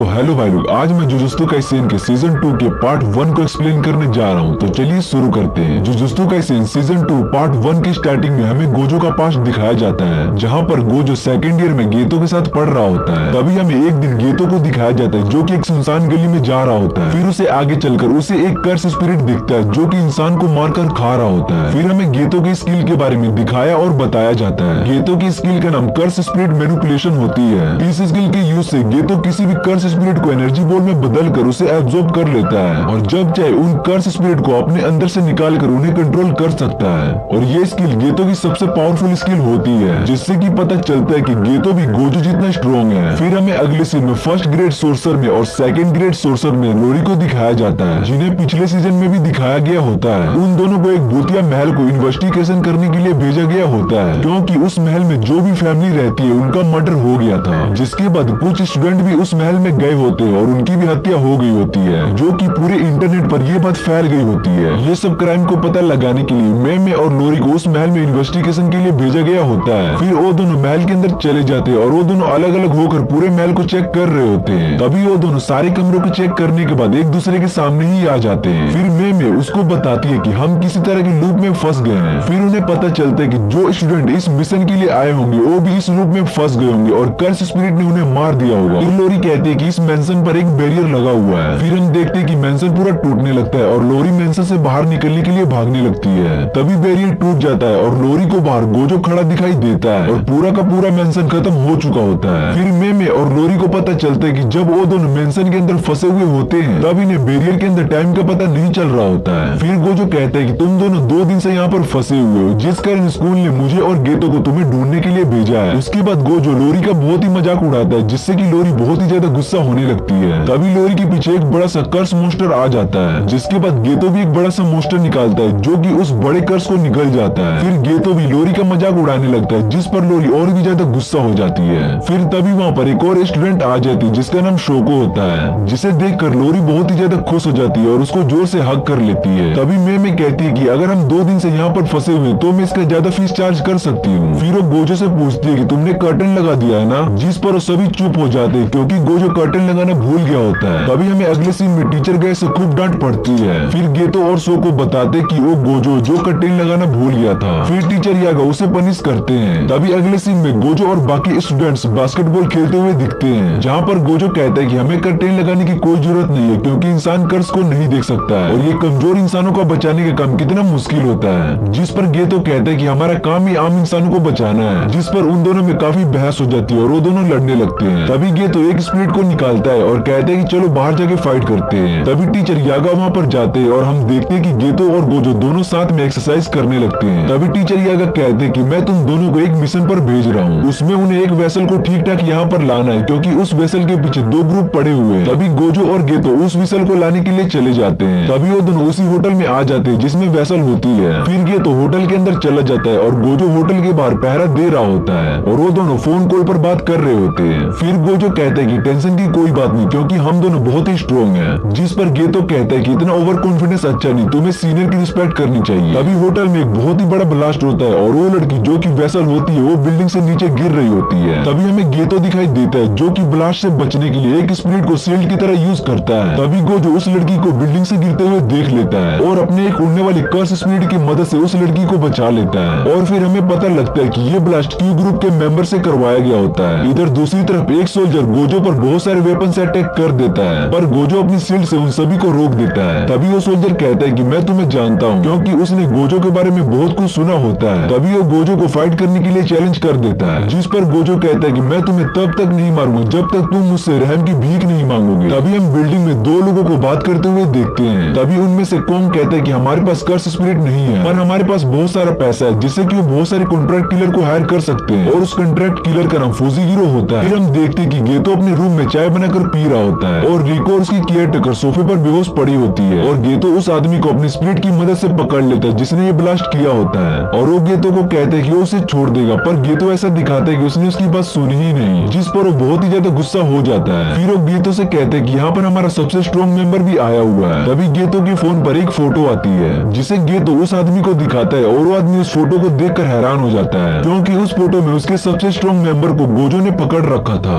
तभी हमें अगले सीन में फौजी हीरो जो कि तोजी होता है उसे दिखाई देता है और वो रेस पर पैसे लगाने के लिए आया होता है। तभी कोंग कहता है कि तुम्हें जिस काम के लिए हायर किया गया वो तुम पूरा करो। तभी तोजी कहता है कि मैं गोजो को बराबर की लड़ाई में नहीं हरा सकता हूँ, इसलिए मैंने कुछ गुंडे उसके पास लड़ने के लिए भेजे हैं। फिर वो कहते हैं कि जब गोजो थक जाएगा तब मैं उसे लड़ने जाऊंगा। तभी गोजो को दिखाया जाता है जो कि रिको को उठाकर जा रहा होता है। तभी रिको की आंख खुलती है और वो गोजो को एनिमी समझकर उसे चांटा मारती है और उन दोनों को उससे दूर रहने के लिए कहती है। फिर गेतो उसको समझाते हुए कहता है कि हम इसको प्रोटेक्ट करने के लिए आए हैं, जिस पर रिको उन पर बिलीव नहीं करती है और कहती है कि तुम्हारे तो शकल पर ही झूठा लिखा है। ये सुनते ही गोजो और गेतो दोनों रिको को परेशान करने लगते हैं। तभी उसकी केयर टेकर आती है और कहती है कि ये दोनों हमारी साइड है। तभी रिको देखती है कि उसकी जीएफ केयर टेकर कर्स स्पिरिट पर बैठी है। तभी गेतो बताता है कि ये उसका कर्स स्पिरिट है और वो किसी भी कर्स स्पिरिट को कंट्रोल कर सकता है। तभी गोजो रिको से पूछता है कि तुम दुखी मत हो क्योंकि तुम्हारी बॉडी कुछ ही दिनों में मास्टर तेंगेंग के साथ मर्ज हो जाएगी। जिस पर रिको कहती है कि मुझे इस बात पर गर्व है कि मैं मास्टर तेंगो की वेसल बनने वाली हूँ। गेतो और गोजो उसकी बातों को इग्नोर किए जा रहे होते हैं और उसका मजाक उड़ाने लगते हैं। तभी रिको को याद आता है कि उसे भी स्कूल जाना है। तभी गेतो और गोजो रिको को उसकी रिक्वेस्ट पर स्कूल ले आते हैं। फिर गोजो टीचर यांग को कॉल पर कहता है कि हमें तो रिको को सीधा जुजुत्सु हाई ले जाना चाहिए, जिस पर टीचर यांग कहते हैं तुम्हें रिको की हर बात माननी होगी क्योंकि ये मास्टर त्यांग की ऑर्डर है। तभी गेतो कहते हैं कि रिको कुछ ही दिन में मास्टर तेंगेंग के साथ मर्ज हो जाएगी, जिसके बाद वो हमारे साथ जुजुत्सु हाई में ही रहेगी। उसे अपनी फैमिली और फ्रेंड से भी मिलने को नहीं मिलेगा, इसलिए हमें उसकी आखिरी विश को पूरा करना चाहिए। मितासुआ की कहती है कि रिको की कोई भी फैमिली नहीं है। बचपन में ही उसके पेरेंट्स का एक्सीडेंट हो गया था और उसी एक्सीडेंट में मारे गए थे। बचपन से रिको को मैंने ही संभाला है और मैं भी यही चाहती हूँ कि वो अपने आखिरी पल में अपने सभी दोस्तों से मिल सके और उनके साथ टाइम स्पेंड कर सके।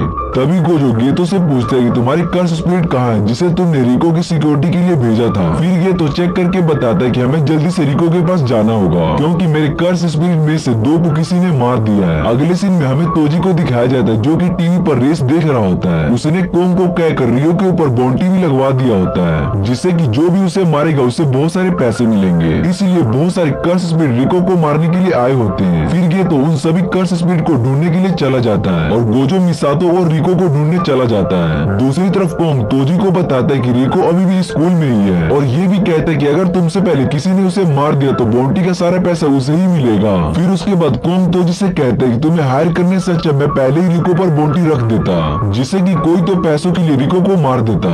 जिसके बाद तोजी बताता है कि अभी उसके साथ गोजो है और 100 साल में वो पहला है जिसके पास लिमिटलेस और 6S दोनों टेक्निक है। जब तक गोजो उस लड़की के साथ है उसे कोई भी नहीं हरा सकता है। फिर वो कोंग से कहते हैं कि वो बाउंटी को 48 घंटे तक चलने दे और बाद में सारा पैसा उसको ट्रांसफर कर दे। इतना कह कर वो कॉल कट कर देता है। और इधर स्कूल में गेतो का सामना भी एक ओल्ड मैन से होता है और उसके पास भी 2 कर्स स्पिरिट होते हैं। फिर गेतो उस ओल्ड मैन को देखकर समझ जाता है कि वो भी जुजुत्सु हाई से है। फिर गेतो भी अपने 2 छोटे कर्स स्पिरिट को बुलाता है, जिसे देखकर ओल्ड मैन समझ जाता है कि इसके पास भी कर्स टेक्निक है। पर ओल्ड मैन सोचता है कि मैं इसे हरा सकता हूँ क्योंकि ये अभी यंग है और इसके पास एक्सपीरियंस भी कम होगा। इतने में गेतो एक बड़ा सा कर्स स्पिरिट निकालता है जो कि उस ओल्ड मैन को निकल जाता है। फिर गेतो वहाँ से जाने लगता है। तभी वो ओल्ड मैन साइड से आकर गेतो पर अटैक करता है, पर उस ओल्ड मैन का एक डॉग दिखाई देता है। जिसके बाद हम उस ओल्ड मैन के पास्ट में जाते हैं जिसमें उसे कोई भी प्यार नहीं करता था क्योंकि वो कर्स स्पिरिट को देख सकता था। सिर्फ वो डॉग ही उसे प्यार करता था। फिर उसे याद आता है कि उसे मरे हुए तो 50 साल हो गए। फिर जब वो उस लूप से बाहर आता है तो गेतो उसे बहुत ही मारता है क्योंकि वो कॉम्बैट में बहुत ही स्ट्रॉन्ग होता है। फिर गेतो उस ओल्ड मैन से पूछता है कि तुम किस ग्रुप से हो, और दूसरी ओर गोजो सीधा रिको की क्लास में चला जाता है, जिसे देख सभी लड़कियां देखी जा रही होती क्योंकि वो बहुत ही हैंडसम होता है। जिस पर रिको बहाना बना देती है और वो उसको बताती है कि उसका कजन है। फिर सभी लड़कियां गोजो को उसका गिलास निकालने के लिए कहती है और गोजो भी उन सभी को पोज देने लगता है। तभी वहाँ पर टीचर आ जाती है और वो भी गोजो को चुपचाप अपने नंबर देने लगती है। इतने में गोजो रिको को लेकर वहाँ से भाग जाता है, जिसे देखकर सभी लड़कियां गुस्सा हो जाती हैं। फिर गोजो रिको से कहते हैं कि अभी हम जुजुत्सु हाई जा रहे हैं क्योंकि अगर वहाँ पर किसी ने तुम पर अटैक कर दिया तो तुम्हारे फ्रेंड्स भी खतरे में पड़ जाएंगे। तभी वहाँ पर एक और कर्स यूजर आ जाता है जिसने अपने सिर पर एक बैग को पहना होता है और वो रिको को देख रहा होता है। फिर वो कहते हैं कि इस लड़की को मारने पर 30 मिलियन मिलेंगे। फिर इतने में वहाँ पर मिसातो आ जाती है और उस कर्स स्पिरिट को हरा देती है। तभी वहाँ पर गेतो आ जाता है और उस ओल्ड मैन से पता चल जाता है कि रिको के ऊपर 30 मिलियन का बाउंटी लगा हुआ है और उसकी टाइमलाइन कल सुबह 11 बजे तक है। और ये सब बातें वो गोजो को अपने फोन पर बता रहा होता है। और दूसरी तरफ गोजो को उस कर्स यूजर ने 4 क्लोन से घेर लिया होता है और उस पर अटैक करने लगते हैं, जिससे गोजो बड़े आराम से सभी क्लोन को हरा देता है। इस कर्स स्पिरिट का यही स्किल होता है कि वो अपने क्लोन बना सकता है। उसके बाद गोजो उस मेन कर्स को ढूंढ रहा होता है जो कि क्लोन बना रहा होता है और वो उसे ढूंढ लेता है। जिस पर वो कर्स गोजो से पूछते हैं कि तुमने मुझे कैसे ढूंढ लिया, जिस पर गोजो कहते हैं कि मेरी आंखें बहुत ही अच्छी है। फिर वो कर्स स्पिरिट अपनी टेक्निक एक्सप्लेन करता है। फिर उसके बाद कर्स वहाँ से भागने लगता है, जिस पर गोजो अपनी टेक्निक का यूज करता है, जिससे कि वो और कर्स यूजर दोनों एक जगह पर खींचे चले जाते हैं। फिर गोजो उस कर्स स्पिरिट को एक पंच में ही हरा देता है। रिको गोजो की पावर को देखकर हैरान हो जाती है। तभी रिको के फोन पर एक फोटो आती है जिसमें मिसातो को किसी ने किडनैप कर लिया होता है। इसके बाद गेतो कहता है कि सारी गलती मेरी है, मुझे इसे अकेला नहीं छोड़ना था, मुझे भी पता था कि सभी दुश्मन उसे किडनैप करके ले जाएंगे।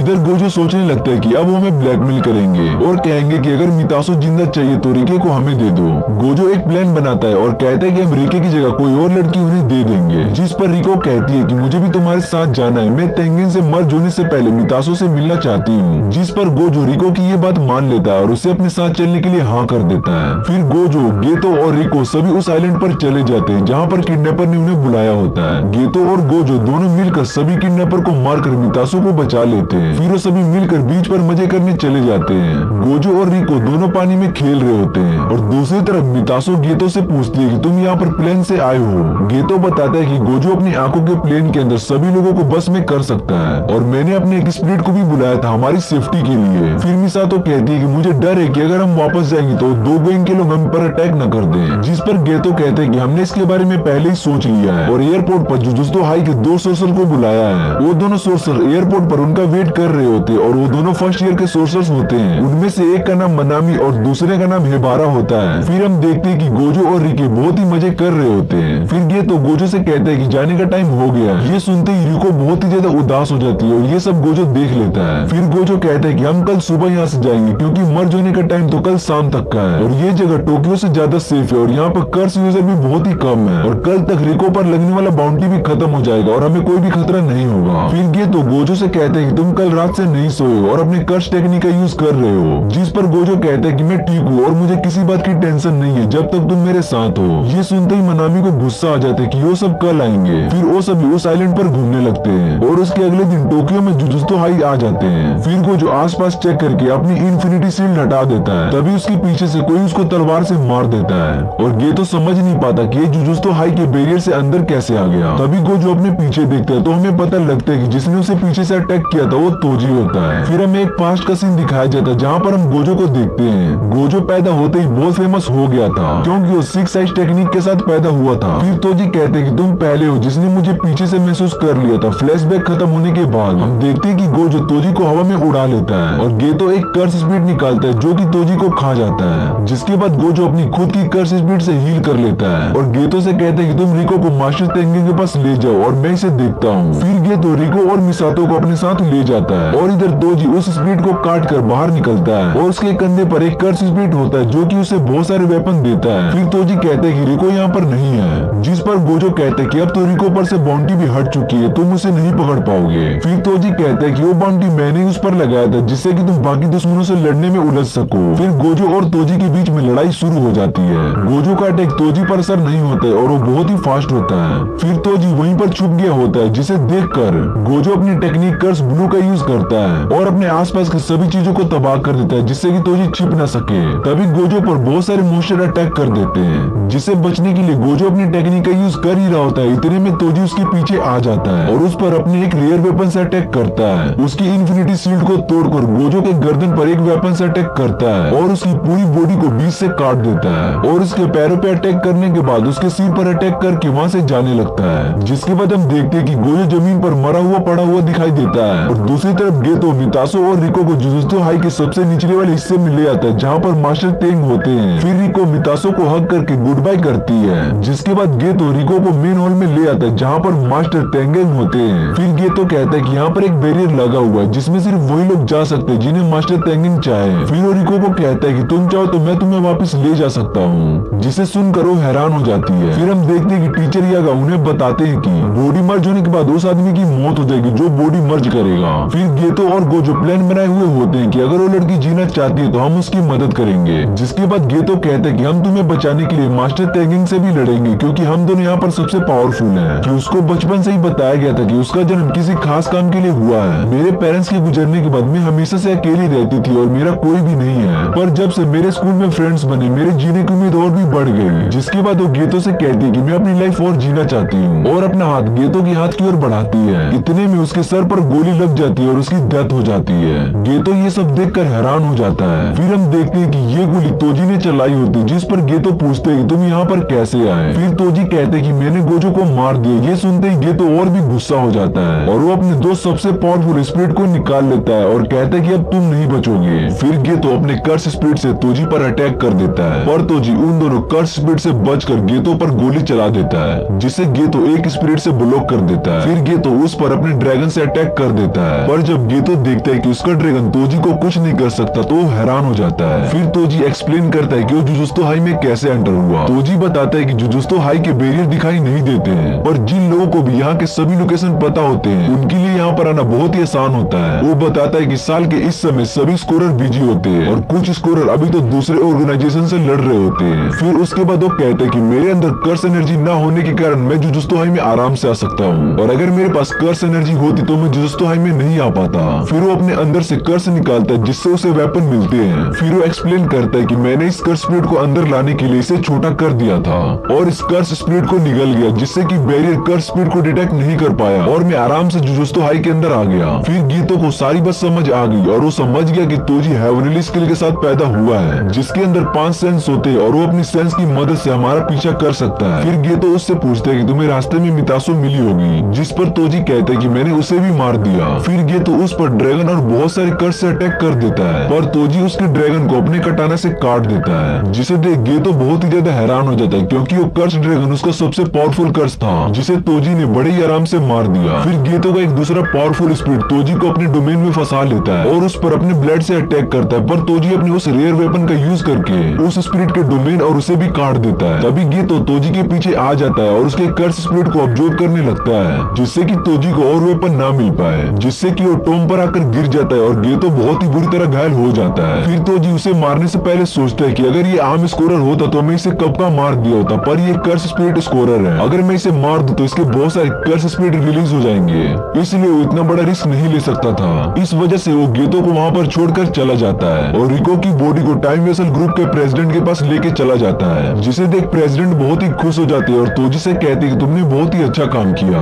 मैं तुम्हें इस काम के और भी पैसे दूंगा। फिर प्रेसिडेंट कहते हैं कि जुजुत्सु स्कोरर की खोज मास्टर तेंगिंग ने ही की थी और रिलीजियस लोग और स्कोरर की आपस में नहीं बनती थी, तभी टाइम वेसल ग्रुप का जन्म हुआ और हम नहीं चाहते थे कि मास्टर तेंगिंग की बॉडी किसी आम इंसान से मर्ज हो, इसलिए उन्होंने तोजी को हायर किया ताकि वो रिको को मार दे और इसके बाद जो भी अंजाम होगा वो देख लेंगे, चाहे इसके लिए मास्टर तेंगिंग खुद ही आउट ऑफ कंट्रोल होकर इंसानों पर ही खतरा क्यों न बन जाए। इतना कहकर प्रेसिडेंट रिको की बॉडी को लेकर चले जाते हैं। फिर तोजी और कोंग दोनों के बाहर आने के बाद हमें पता चलता है कि मितासो का किडनैप तोजी ने किया था और कोंग को कहते हैं कि इसे दूर ले जाके मार दे। फिर कोंग का आइडिया होता है कि मितासो को जिंदा रखने का, जिससे कि वो मितासो पर रिसर्च कर पाए और सभी टेंशन से फ्री हो जाए और इसका प्लान काम कर जाए। फिर तोजी पूछते हैं कि तुम मितासो को उस आइलैंड पर कैसे ले गए, अगर तुम उसे ट्रांसपोर्ट के रास्ते भेजते तो तुम सिक्योरिटी के हाथों पकड़े जाते हैं, जिस पर कोंग कहता है कि प्रेसिडेंट के पास एक प्राइवेट प्लेन है जिसमें मैंने मितासो को उस आइलैंड पर ले गया। इसके बाद तोजी से कहते हैं कि चलो इस महंगे रेस्टोरेंट में खाना खाते हैं, पर कोंग वहाँ से ये कहते हुए चला जाता है कि अब वो तोजी से तभी मिलेगा जब उसे काम होगा। फिर वो वहाँ से चला जाता है। अब तोजी भी यहाँ से जाने वाला होता है, तभी उसे रास्ते में गोजो दिखाई देता है, जिसे देखकर वो बहुत ही हैरान हो जाता है। फिर गोजो एक्सप्लेन करता है कि जब उसने उसकी गर्दन पर अटैक किया था तब उसने अपनी सारी पावर को यूज रिवर्स कर्स टेक्निक पर कर दिया था, जिससे कि वो हील हो गया और ये पहली बार होता है कि जब गोजो ने रिवर्स कर्स टेक्निक का यूज करता है। फिर वो तोजी से कहते हैं कि तुम्हारी एक गलती की वजह से मैं जिंदा हूँ। वो बताता है कि अगर तोजी ने उसकी सर बॉडी से अलग कर दी होती तो वो मर चुका होता, पर उसने ऐसा नहीं किया। फिर गोजो जोर जोर से हंसने लगता है। तभी गोजो कहता है कि असली फाइट तो अब शुरू हुई है और गोजो पर अपने सारे लेयर वेपन से अटैक करता है, पर इससे गोजो उसके अटैक से बच जाता है और ठीक उसके पीछे चला जाता है और उसे अपनी कर्स टेक्निक रेड से दूर फेंक देता है और गोजो भी हवा में तैर और हंस रहा होता है, जिसे देखकर तोजी कहता है कि ये तो एक मॉन्स्टर है। फिर तोजी दोबारा से खड़ा होता है और उसे अब पता होता है कि गोजो के पास अब 3 टेक्निक है, पहली इन्फिनिटी शील्ड, दूसरी कर्स टेक्निक ब्लू और तीसरी कर्स टेक्निक रेड, जिसका सामना वो कर सकता है। फिर तोजी अपनी इन्वर्टर स्पेसर को दूसरे वेपन से जोड़ देता है। जब वो गोजो की आंख को देखता है तब उसे डर लगता है, पर वो भी गोजो को मारने के लिए रेडी हो जाता है। वो लगातार अपनी स्पेसर से गोजो पर अटैक करता है, जिससे कि गोजो आसानी से बच जाता है। फिर गोजो कहते हैं कि तुम ज़रन क्लैन से हो, इसलिए तुम लिमिटलेस टेक्निक के बारे में सब कुछ जानते हो, पर हमारे गोजो क्लैन में भी कुछ टेक्निक है जो कि कुछ ही लोगों को मालूम है। फिर गोजो रेड और ब्लू को जोड़कर कर्स टेक्निक पर्पल बनाता है और कहते हैं कि इस अटैक के सामने जो कोई भी होता है वो खत्म हो जाता है और गोजो इस टेक्निक का यूज तोजी पर करता है, जिससे कि तोजी की आधी बॉडी कट जाती है। अब तोजी की हार हो चुकी होती है। फिर उसे समझ में आता है कि उसे गोजो से नहीं लड़ना चाहिए था। वो अपने ज़रन क्लैन को साबित करना चाहता था, जिससे उसे निकाल गया था कि वो भी बहुत ही स्ट्रॉन्ग है। फिर गोजो तोजी के पास आता है और कहते हैं कि तुम्हारे लास्ट वर्ड क्या है, जिस पर तोजी कहता है कि मेरा 2 साल का बेटा है जिसका नाम मेगुमी है, उसे कुछ दिनों में ज़रन क्लैन को बेच दिया जाएगा, जिसके बाद वो जो चाहे वो कर सकते हैं। तभी हमें गेतो दिखता है, जिसके सामने वही कर्स स्पिरिट होता है जो कि तोजी के पास होता है। फिर गेतो जैसे ही अंदर जाता है तो उसे गोजो दिखाई देता है, जो कि रिको की बॉडी को अपने हाथों में पकड़कर खड़ा होता है। उसे गोजो कुछ चेंज दिखाई देता है। फिर गेतो बताते हैं कि मुझे शोको ने अपनी टेक्निक से हील कर दिया था, जिसके बाद मैं सीधा यहाँ पर आया। फिर गोजो वहाँ पर खड़े सभी लोग जो कि हंस रहे होते हैं गेतो से पूछते हैं कि हमें इन लोगों को मार देना चाहिए, जिस पर गेतो कहता है कि कोई फायदा नहीं, क्योंकि ये सब टाइम वेसल ग्रुप के गुलाम है और इनके मेन लोग तो यहाँ से भाग चुके होंगे। फिर गेतो कहता है कि इन सभी क्राइम के बाद टाइम वेसल ग्रुप तो अब खत्म हो जाएगा।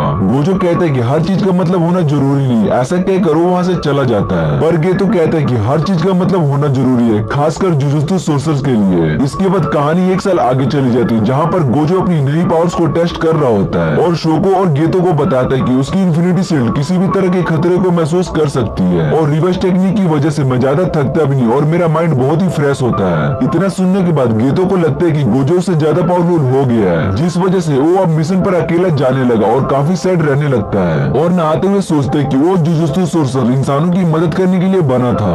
पर जब से गेतो ने उन सभी लोगों को देखा है जो कि रिको के मरने पर ज्यादा खुश थे, फिर वो नहाने के बाद बैठा होता है, तभी उसके पास हिबारा आ जाता है और कहता है कि मैं मिशन के लिए बहुत ही दूर जा रहा हूँ। फिर गेतो हिबारा से पूछते है कि तुम्हें जुजुत्सु सोर्सर बनकर कैसा लगता है, जिस पर हिबारा कहते हैं कि ये बड़ा मुश्किल काम है, पर मुझे अच्छा लगता है कि मैं लोगों की मदद कर सकता हूँ। तभी वहाँ पर एक लेडी आ जाती है और कहती है कि तुम्हें कौन सी लेडी पसंद है, जिसे सुनकर गेतो कुछ भी नहीं कहता है और सोचने लगता है कि ये कौन है। फिर हिबारा उसे बताता है कि उसे वो लड़की बहुत ही पसंद है जो बहुत ही खाती हो। फिर हेबारा वहाँ से चला जाता है और वो लेडी गेतो के पास बैठ जाती है और उससे दोबारा वही पूछती है कि तुम्हें कौन सी लड़की पसंद है। फिर गेतो उससे पूछते है कि तुम कौन हो, जिस पर वो लड़की कहती है कि मैं स्पेशल ग्रेड सोर्सर यूकी हूँ। फिर गेतो को याद आता है कि इस सोर्सर का जुजुत्सु हाई से कोई लेने देना नहीं है और वो मिशन पर भी अकेली जाती है। यूकी गेतो से कहती है कि जुजुत्सु हाई सिर्फ बीमारी का इलाज करते हैं, पर मैं चाहती हूँ कि इस बीमारी को ही खत्म कर दूं। जिस पर यूकी बताती है कि वो इस दुनिया के सभी कर्स स्पिरिट को ही खत्म कर देना चाहती है। जैसा कि हमें पता है कि कर्स स्पिरिट इंसानों की नेगेटिव सोच की वजह से आते हैं और वो स्ट्रॉन्ग होते हैं। फिर यूकी कहते हैं कि उसे एक ऐसा इंसान मिला था जिस पर कोई भी कर्स स्पिरिट काम नहीं करती थी, उसका नाम तोजी होता है। वो उसे स्टडी करना चाहती थी, हालांकि वो मर चुका होता है। फिर गेतो कहते हैं कि हमें सभी इंसानों को मार देना चाहिए। तब यूकी उसे समझाते हैं कि इंसानों को मारना सबसे आसान है, पर इससे सब इंसान सोर्सर बनने लगेंगे, इसलिए मुझे लगता है कि उन्हें मारना ठीक नहीं होगा। फिर गेतो कहते हैं कि हाँ, तुम तो इंसानों को प्रोटेक्ट करती हो। फिर जब यूकी अपने बाइक पर बैठकर वहाँ से जा रही होती है, तभी वो गेतो को कहती है कि उससे दोस्ती कर लेनी चाहिए, क्योंकि आगे चलकर गोजो और वो दोनों ही स्पेशल ग्रेड सोर्सर बनने वाले। तभी हम देखते हैं कि गेतो सीधा डेड बॉडी रूम में एक बॉडी को देख रहा होता है और वो बॉडी हेबारा की होती है। जिस पर गोजो एक्सप्लेन करता है कि हेबारा को सेकंड रेट कर्स स्पिरिट को खत्म करने के लिए भेजा गया था, पर वो कर्स स्पिरिट फर्स्ट रेट का हो गया और हेबारा को मार दिया। फिर गोजो गेतो से कहते हैं कि तुम आराम करो, बाकी के मिशन पर मैं जाकर उसे पूरा कर देता हूँ। फिर एक मंथ बाद गेतो मिशन पर जाता है। उस मिशन के अंदर उसे एक गाँव में कर्स स्पिरिट को मारना होता है, क्योंकि उस गाँव के कुछ लोगों को कर्स स्पिरिट ने मार दिया होता है। फिर गेतो उन सभी कर्स स्पिरिट को खत्म करने के बाद देखते हैं कि वहाँ पर एक छोटी सी लड़की को कैद किया गया होता है। वो दोनों लड़कियां भी सोर्सर होती है, जिस पर गेतो समझ जाता है इन दोनों का उस कर्स से कोई भी लेने देना नहीं है, इसलिए वो उसे छोड़ दे। जिस पर गांव वाले उसकी बात को नहीं मानते और कहते हैं कि हम इन्हें मार देंगे। जिसे सुन गेतो अब आउट ऑफ कंट्रोल हो जाता है और अपनी स्पिरिट बाहर निकालकर सभी गांव वालों को मार देता है। उसने टोटल 112 लोगों को मार दिया होता है। जब ये बात जुजुत्सु हाई में पता चलता है कि गेतो ने उन सभी गांव वालों को मार दिया है, तो उसे मौत की सजा देने का फैसला किया गया। जब ये बात गोजो और टीचर यागा को पता चलती है, तो वो दोनों हैरान हो जाते हैं और विश्वास नहीं करते कि गेतो ने इन सभी आम लोगों को मारा है। तभी हमें शहर में गेतो और शोको दिखाई देते हैं।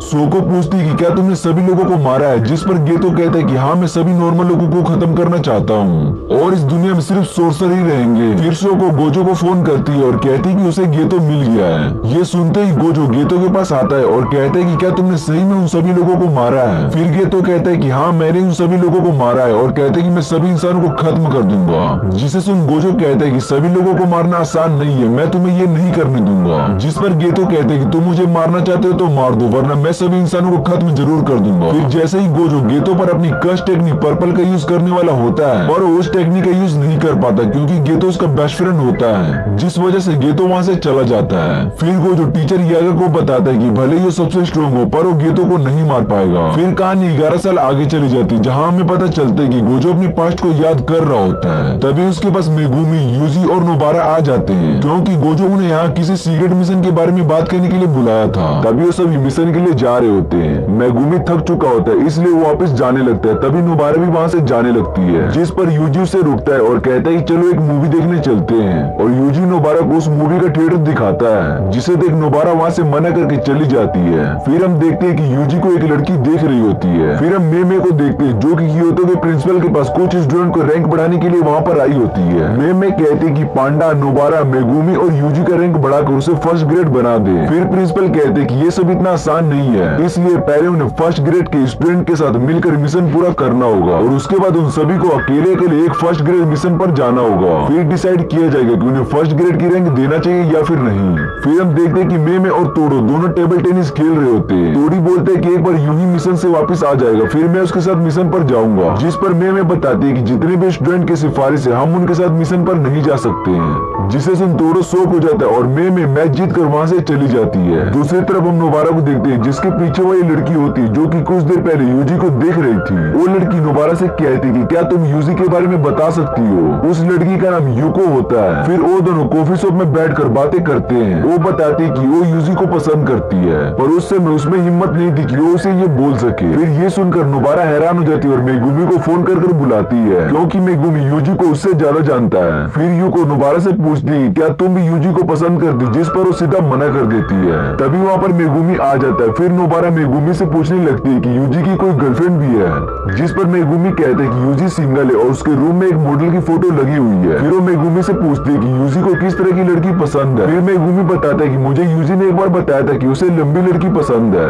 ये सुनते ही नोबारा और यूको खुश हो जाते हैं। तभी वहाँ पर यूजी आ जाता है, जिसे देख रिको सोचने लगती है कि यूजी उसे पहचान पाएगा। यूजी यूको को पहचान लेता है और बताता है कि मुझे यूको की हैंड राइटिंग बहुत ही पसंद थी। तभी हमें एक फ्लैशबैक दिखाया जाता है जहाँ पर यूजी से उसके दोस्त पूछते हैं कि उसे किस तरह की लड़की पसंद है, जिस पर यूजी बताते हैं कि उसे यूको पसंद है क्योंकि उसे उसकी हैंड राइटिंग बहुत ही अच्छी लगती थी। ये सुनते ही यूजी के दोस्तों उस पर हंसने लगते हैं और उसका मजाक उड़ाने लगते हैं कि यूको तो बहुत ही मोटी है। और ये सब यूको सुन लेती है। यूको को लड़कों में सिर्फ यूजी ही पसंद था, बाकी सब लड़कों से वो नफरत करती थी। फिर फ्लैशबैक खत्म हो जाता और यूको और यूजी साथ में घूम रहे होते हैं। पर यूको यूजी को अपने दिल की बात नहीं बता पाती है क्योंकि वो नहीं चाहती थी कि यूजी उसे नए लुक की वजह से पसंद करे।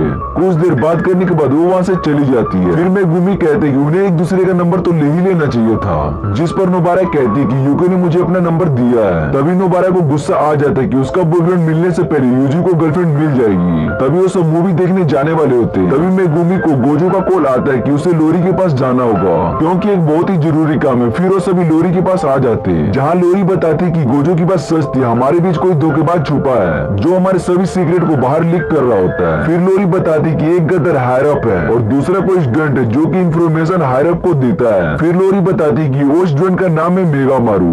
मेगामारू का असली नाम कोकीची है, जिसके पास पॉपेट को कंट्रोल करने वाली स्किल है। वो किसी भी तरह के पॉपेट को कंट्रोल करके उसकी इंफॉर्मेशन लीक कर सकता है। फिर वो सभी कोकीची के पते पर जाते हैं, पर वो जैसे ही वो रूम के अंदर जाते वहाँ पर कोई भी नहीं मिलता है। कोकीची ने उन्हें गलत पता बताया होता है, जिससे कि उनका सब कंफर्म हो जाता है कि कोकीची ही गद्दार है। फिर हम देखते हैं कि कोकीची अपने असली ठिकाने पर होता है जहाँ पर उससे मिलने गेतो और माहितो आए होते हैं। कोकीची ने माहितो और गेतो को कहने पर यह काम किया था और बदले में माहितो उसकी बॉडी को पहले जैसा बना देगी। माहितो कोकीची को मारना चाहता था, जिस पर गेतो बताता है कि तुम्हें इसे मारने के लिए पहले इसे ठीक करना होगा। फिर माहितो उसे अपने कस्ट टेक्निक से पहले जैसा बना देती है। अपने बॉडी को ठीक देखकर कोकीची बहुत ही ज्यादा खुश हो जाता है। तभी माहितो कोकीची पर अटैक करने लगती है, पर कोकीची ने पहले ही यहाँ पर बहुत सारे मेगामारू को बुला लेता है और माहितो पर अटैक कर देता है। माहितो सभी मेगामारू को अपने पावर से खत्म कर देता है। इतने में वो देखते हैं कि कोकीची वहाँ से जा चुका होता है, जिसे देखकर वो सैड हो जाता है। तभी माहितो के पास एक बहुत बड़ा ब्लास्ट होता है और वहाँ पर एक बहुत बड़ा मेगामारू निकलता है, जिसे कोकीची यहाँ पर बहुत दिनों से बना रहा होता है। उस मेगामारू के अंदर कोकीची बैठा होता है और उसे कंट्रोल करता है। ये सब देख गेतो उसके पास एक कर्टेन बना देता है, जिससे कि उसका कनेक्शन बाहरी दुनिया से खत्म हो जाता है। कोकीची जल्दी से वहाँ से निकलना चाहता है ताकि वो सभी इंफॉर्मेशन गोजो तक पहुँचा सके और सुबे प्लेन के बारे में बता सके।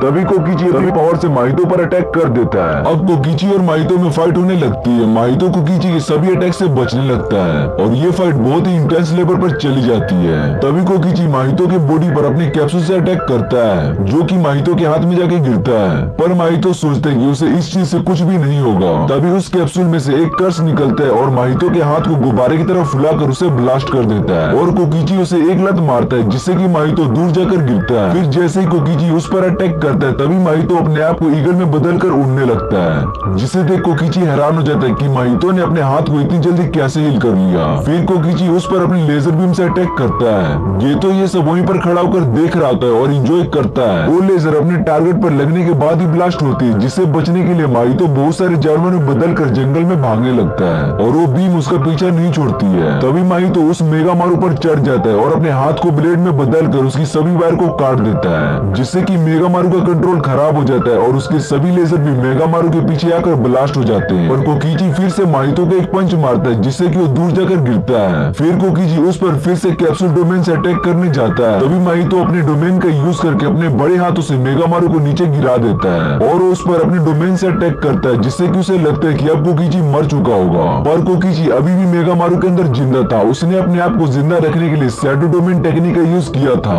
जिसे उसने मीवा को यूज करते हुए सीख लिया था। तभी वो अपनी शैडो डोमेन एक्सपेंशन का यूज करता है और माहितो को उसमें फंसाकर ब्लास्ट कर देता है, जिससे कि माहितो की पूरी बॉडी ब्लास्ट हो जाती है। और ये सब देखकर गेतो बहुत ही खुश हो जाता है और वो कोकीची की शैडो डोमेन टेक्निक को देखकर बहुत ही इंप्रेस हो जाता है। अब कोकीची को बस गेतो को मारना था, जिसके बाद वो सभी दोस्तों से मिल सकेगा। उसके पास अभी भी एक डोमेन बाकी था और 9 साल की एनर्जी के कारण वो सोचता है कि मैं इस गेतो को आराम से हरा दूंगा। तभी उसके पूरे मेगामारू के अंदर माहितो घुस जाता है और मेगामारू को खत्म कर देता है। माहितो को जिंदा देख कोकिची को यकीन नहीं हो रहा था कि उसके शेडो डोमेन से बच गया। तभी कोकिची एक छोटे मेगामारू को बुलाता है। वो मेगामारू माहितो से लड़ने लगता है। अब कोकिची के पास सिर्फ एक ही डोमेन कैप्सूल बचा होता है और वो इसका यूज खुद ही माहितो को मारकर करना चाहता था। फिर वो मेगामारू माहितो के पास जाकर ब्लास्ट हो जाता है। तभी वहाँ पर कोकिची आ जाता है और उस डोमेन कैप्सूल से माहितो पर अटैक कर देता है। पर इससे पहले कि कोकिची माहितो पर उस डोमेन कैप्सूल का यूज कर पाता, उससे पहले माहितो से टच कर लेता जिससे कि कोकिची की डेथ हो जाती है। और इधर हाई स्कूल में नीवा उस मेगामारू को उठने का वेट कर रही होती है क्योंकि उस मेगामारू के पीछे कंट्रोल कर रहा होता है। वो उसे देखना चाहती है पर उसे इस बात का पता नहीं होता कि वो मेगामारू अब कभी भी नहीं उठेगा। वो हमेशा सोया ही रहेगा क्योंकि कोकिची जो कि मेगामारू को कंट्रोल कर रहा होता है अब उसकी डेथ हो चुकी है। तभी हम गेतो और माहितो को देखते हैं। गेतो माहितो से कहता है कि ये फाइट तो बहुत ही खतरनाक थी, जिस पर माहितो बताता है कि ज्यादा नहीं। फिर वो बताता है कि जब उसे कैप्सूल लगा था तो उसने उस कैप्सूल के असर से पहले ही बॉडी को ब्लास्ट कर लिया था और डोमेन को हटा लिया था जिससे कि कोकिची को लगे कि मैं मर चुका हूँ। अब वो दोनों सुबह इवेंट के लिए रेडी थे जो कि अब से 10 दिन बाद होने वाला था। अब कहानी 10 दिन आगे चली जाती है और डेट 31 अक्टूबर होता है और आज होलविन भी होता है। आज के दिन लोग सड़कों पर कस्ट्यूम पहनकर बाहर निकलते हैं और आज के दिन बहुत ही ज्यादा भीड़ होती है। तभी वहाँ पर 40 मीटर के एरिया में कर्टेन लगाया जाता है और सभी लोगों को उस कर्टेन में रहने के लिए कहा जाता है जब तक कि गोजो वहाँ पर नहीं आ जाता है। फिर हम देखते हैं कि कोई चीज सभी लोगों को अपनी ओर खींच रही होती है और कर्टेन के सभी और जुजुत्सु सोर्सर को लगा दिया जाता है। टोक्यो मेट्रो स्टेशन पर हम मनामी, मेगुमो और टोकामा को देखते हैं। फिर क्योटाका बताता है कि हम सभी सोर्सर कर्टेन के बाहर जा सकते हैं पर हम लोग कर्टेन के बाहर नहीं जा सकते और कर्टेन के अंदर किसी भी तरह का सिग्नल नहीं होता जिससे कि वो फोन पर किसी से भी बात नहीं कर पाएंगे। फिर काटुमा मेगुमी को बताता है कि सिग्नल ब्लॉक कर्टेन का साइड इफेक्ट होता है पर ये सब बातें मेगुमी को नहीं पता थी। फिर टाकुमा मेगुमी को बताता है कि सिग्नल ब्लॉक भी कर्टेन साइड इफेक्ट होता है पर ये सब बातें मेगुमी को पता थी। फिर मनामी पूछती है कि अब गोजो क्या करेगा। दूसरी तरफ हम माकी नोबारा और माओबिटो जैन को देखते हैं जो कि स्पेशल ग्रेड 1 सोर्सर और जैन फैमिली का हेड होता है। फिर नया बेटो की मैनेजर उन्हें बताते कि ये कर्टेन बहुत ही ज्यादा स्ट्रॉन्ग है, जिसने भी ये कर्टेन बनाया होगा उसे मारने से ये कर्टेन टूट सकता है। जिस पर माकी कहती कि ये कर्टेन क्या हमें तोड़ना है, जिस पर अकारी कहती कि बिल्कुल भी नहीं, तुम बस यहाँ पर खड़े होकर इस पर नजर रखनी है। सुबह के साउथ में हम पांडा और कुसाकाबे को देखते हैं। कुसाकाबे एक 1 ग्रेड सोशल के साथ टीचर भी होता है। फिर कुसाकाबे बताते हैं कि इन सभी के पीछे वही होगा जिसने जुजुत्सु हाई पर अटैक किया था। जुजुत्सु हाई के हायर ने ये डिसाइड किया कि कर्टेन के अंदर सिर्फ गोजो ही जाएगा और दुश्मनों को खत्म करेगा। हम सभी को बस बाहर नजर रखनी है ताकि गोजो से कोई भी दुश्मन बचकर भागने की कोशिश करे तो हम उसे मार पाएंगे। ये सभी यहाँ पर स्टैंड बाय पर रहेंगे और दूसरी तरफ मेमे की टीम खड़ी है। फिर पांडा कहते कि अगर कोई सोर्सर मरेगा तो उसे दुख होगा पर कोई आम लोग मरेगा तो उसे कोई भी फर्क नहीं पड़ेगा। जिस पर कुसाकाबे पांडा को बताता कि ये सब पिछली बार की डीमन परेड से अलग है क्योंकि इन सभी चीजों के बारे में लोगों को नहीं बताया गया था, इसलिए जुजुत्सु हायर ने सही डिसीजन लिया है। और वैसे भी मैंने कर्टेन के अंदर देखा सभी लोग डरे हुए हैं और बाकी उन पर किसी भी तरह का अटैक नहीं हुआ है। फिर कुसाकाबे कहते हैं कि मुझे इसके अंदर भी नहीं जाना है क्योंकि उसको लगता है कि अंडरग्राउंड कुछ स्पेशल कर्स स्पीड भी छुपे हुए हैं। तभी हम देखते हैं कि जो लोग कर्टेन के अंदर होते हैं वो लगातार गोजो को बुलाने की डिमांड कर रहे होते हैं। हालांकि उसमें से कई लोगों को गोजो के बारे में तो पता भी नहीं है और इनके फोन में सिग्नल भी नहीं आ रहा होता है। तभी ठीक 7:31 पर गोजो कर्टेन के अंदर आता है। फिर जैसे ही गोजो कर्टेन के अंदर जाता है तो उसे उसके अंदर कुछ स्पिरिट महसूस हो रहे होते हैं जिससे कि वो समझ जाता है कि वहाँ पर कुछ तो गड़बड़ है। फिर हम यूजी को मेमे के साथ देखते हैं। मेमे के साथ उसका भाई भी आया होता है जिसका नाम यूई होता है। वो मेमे का बड़ा सा वेपन पकड़ कर रखता है। फिर यूजी कहते हैं कि हम गोजो की मदद करने के लिए कर्टन के अंदर क्यों नहीं जा रहे हैं। तभी मेमे के फोन पर मैसेज आता है कि सुबिया में एक और जगह कर्टन लगाया गया और उन्हें उसी जगह पर जाना है। इधर गोजो टोक्यो मेट्रो स्टेशन पर आ जाता है जहाँ पर उसका सामना गोजो, होनामी और चोजो से होता है। जिस पर गोजो कहता है कि पिछली बार की तरह तुम भाग मत जाना, जिस पर जोगो कहता है कि भागने की जरूरत तो तुम्हें होने वाली है। इधर यूजी और मेमे को बताया जाता है कि गोजो के अंदर जाने के बाद वहाँ पर एक कर्टन लगाया गया है जहाँ पर कर्स स्पीड लोगों को मार रहे हैं और कर्स में बदल रहे हैं। फिर मेमे अपने क्रॉस अंदर चेक करने के लिए भेजती है। जैसे यूजी अंदर जाने के लिए कहता है तो मेमे अपने फोन में यूजी को प्लेटफॉर्म 5 फ्लोर बताती है और कहती है कि यहाँ पर कर्टन बिछ गया है और फ्लोर 5 और 4 में सभी के सभी कर्स स्पीड है जो कि इंसानों को मार रहे हैं। फिर वो कहती है कि जो क्रॉस मैंने भेजे थे उसे सेकंड फ्लोर पर किसी ने मार दिया है, इसका मतलब सेकंड फ्लोर भी कर्स स्पीड है। फिर मेमे अपने भाई के साथ फ्लोर 4 पर चली जाती है इंसानों को बचाने के लिए और यूजी सेकंड फ्लोर पर गया होता है माहितो को ढूंढ कर मारने के लिए। फिर जैसे यूजी सेकंड फ्लोर पर जाता है तो उसे वहाँ पर टीटा कर्स स्पीड दिखाई देता है जो कि एक इंसान के सर को खा रहा होता है। फिर यूजी को लगता है कि किसी ने कर्टन बनाया होगा। तभी वो देखते हैं कि उसके पीछे कर्स जैसा कोई ऑब्जेक्ट है जिसको प्रोटेक्ट करने के लिए इस कर्स को भेजा गया है। है। फिर यूजी उस कर्स से लड़ता है और उसे मार कर ऑब्जेक्ट तोड़ देता है, जिससे कि बाहर वाला कर्टेन खत्म हो जाता है। उधर दूसरी तरफ मे में भी 4th फ्लोर पर सभी कर्स वुमेन्स को मार देती है और यूजी का वेट कर रही होती है, जिससे कि वो दोनों मिलकर 5th फ्लोर पर जाएंगे। इधर माहितो को भी पता चल जाता है कि उसका कर्स मर चुका है। फिर वो वहाँ गोजो को मारने के लिए चला जाता है। तभी मे और यूजी 5th फ्लोर पर जाते हैं, पर उन्हें आने में वहाँ पर देर हो जाती है क्योंकि उन्हें वहाँ पर एक लड़की के अलावा और कोई भी नहीं दिखता है। फिर यूजी उस लड़की के पास आता है और पूछता है कि यहाँ पर क्या हो रहा है, जिस पर वो लड़की शॉक हो जाती है। तभी हम गोजो की फाइट वाले सीन को देखते हैं, जहाँ पर हुनामी सभी गेट को बंद कर रही होती है, जिससे कि गोजो वहाँ से भाग न जाए। जिस पर गोजो कहता है कि इसकी कोई जरूरत नहीं है, मैं यहाँ से भागने वाला नहीं हूँ, क्योंकि मैं यहाँ से अगर भाग गया तो तुम सभी इंसानों को मार दोगे। जिस पर जोगो कहता है कि मैं तो इन सभी इंसानों को वैसे भी मारने ही वाला था।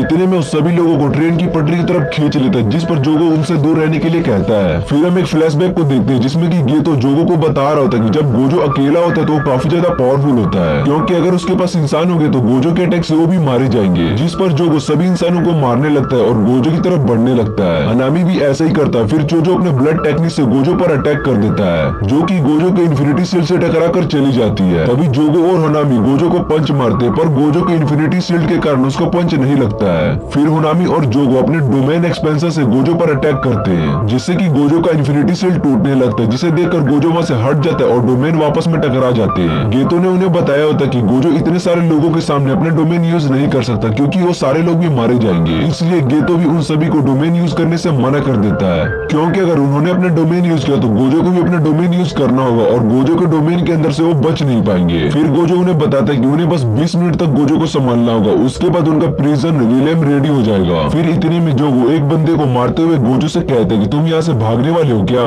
जिस पर गोजो अपनी आंखों से पट्टी उतारते हुए कहते हैं कि मैं तुम्हारे इस बेकार से प्लान से डरता नहीं हूँ। फिर हमें एक सीन दिखाया जाता है जहाँ पर सभी से गोजो के बारे में पूछा जाता है, जिस पर सिर्फ यूजी को छोड़कर सभी लोग स्पीड के साथ होता है और कहते हैं कि गोजो को अभी और गुस्से में आने दो, फिर हम अपनी चाल चलेंगे। इसके बाद हम यूजी की टीम को देखते हैं, जो कि BA4 स्टेशन पर एक लड़की से पूछ रहा होता है कि यहाँ पर क्या हो रहा है, जिस पर वो लड़की बताती है कि यहाँ पर सभी इंसान मोस्टर में बदल गए और ट्रेन में चढ़ गए, पर ट्रेन में जगह न होने के कारण उन्होंने मुझे यहीं पर छोड़ दिया। इतना कहने के बाद वो लड़की मोस्टर में बदल जाती है और वहीं पर गिर जाती है। फिर हम देखते हैं कि ट्रेन BA5 स्टेशन पर पहुंच गया होता है, जिसे देख गोजो बहुत ही ज्यादा हैरान हो जाता है। तभी सब लोग सोचते हैं कि अब हम इस ट्रेन में बैठकर यहाँ से जा सकते हैं, पर जैसे ही ट्रेन का डोर खुलता है उसमें से काफी ज्यादा मोस्टर बाहर निकलते हैं और इंसानों को मारकर खाने लगते हैं। फिर उस ट्रेन से वापस इतने लोगों को मरता देख एक जगह पर खड़ा हो गया था। तभी चोगो गोजो पर अटैक करता है, पर गोजो उसका हाथ पकड़ लेता है, जिस वजह से जोगो अपना हाथ वहीं पर छोड़कर भाग जाता है। उसे इन सभी इंसानों की मौत से कोई भी फर्क नहीं पड़ता है, तभी इसलिए शायद वो अपने डोमेन यूज नहीं करेगा। तभी वो तीनों गोजो की तरफ देखकर हैरान हो जाते हैं, क्योंकि गोजो अपने डोमेन को यूज करने जा रहा होता है। सभी लोग कुछ टाइम के लिए वहाँ पर जम जाते हैं। गोजो बहुत ही ज्यादा हैरान हो जाता है और सोचने लगता है कि जिंदा कैसे हो सकता है,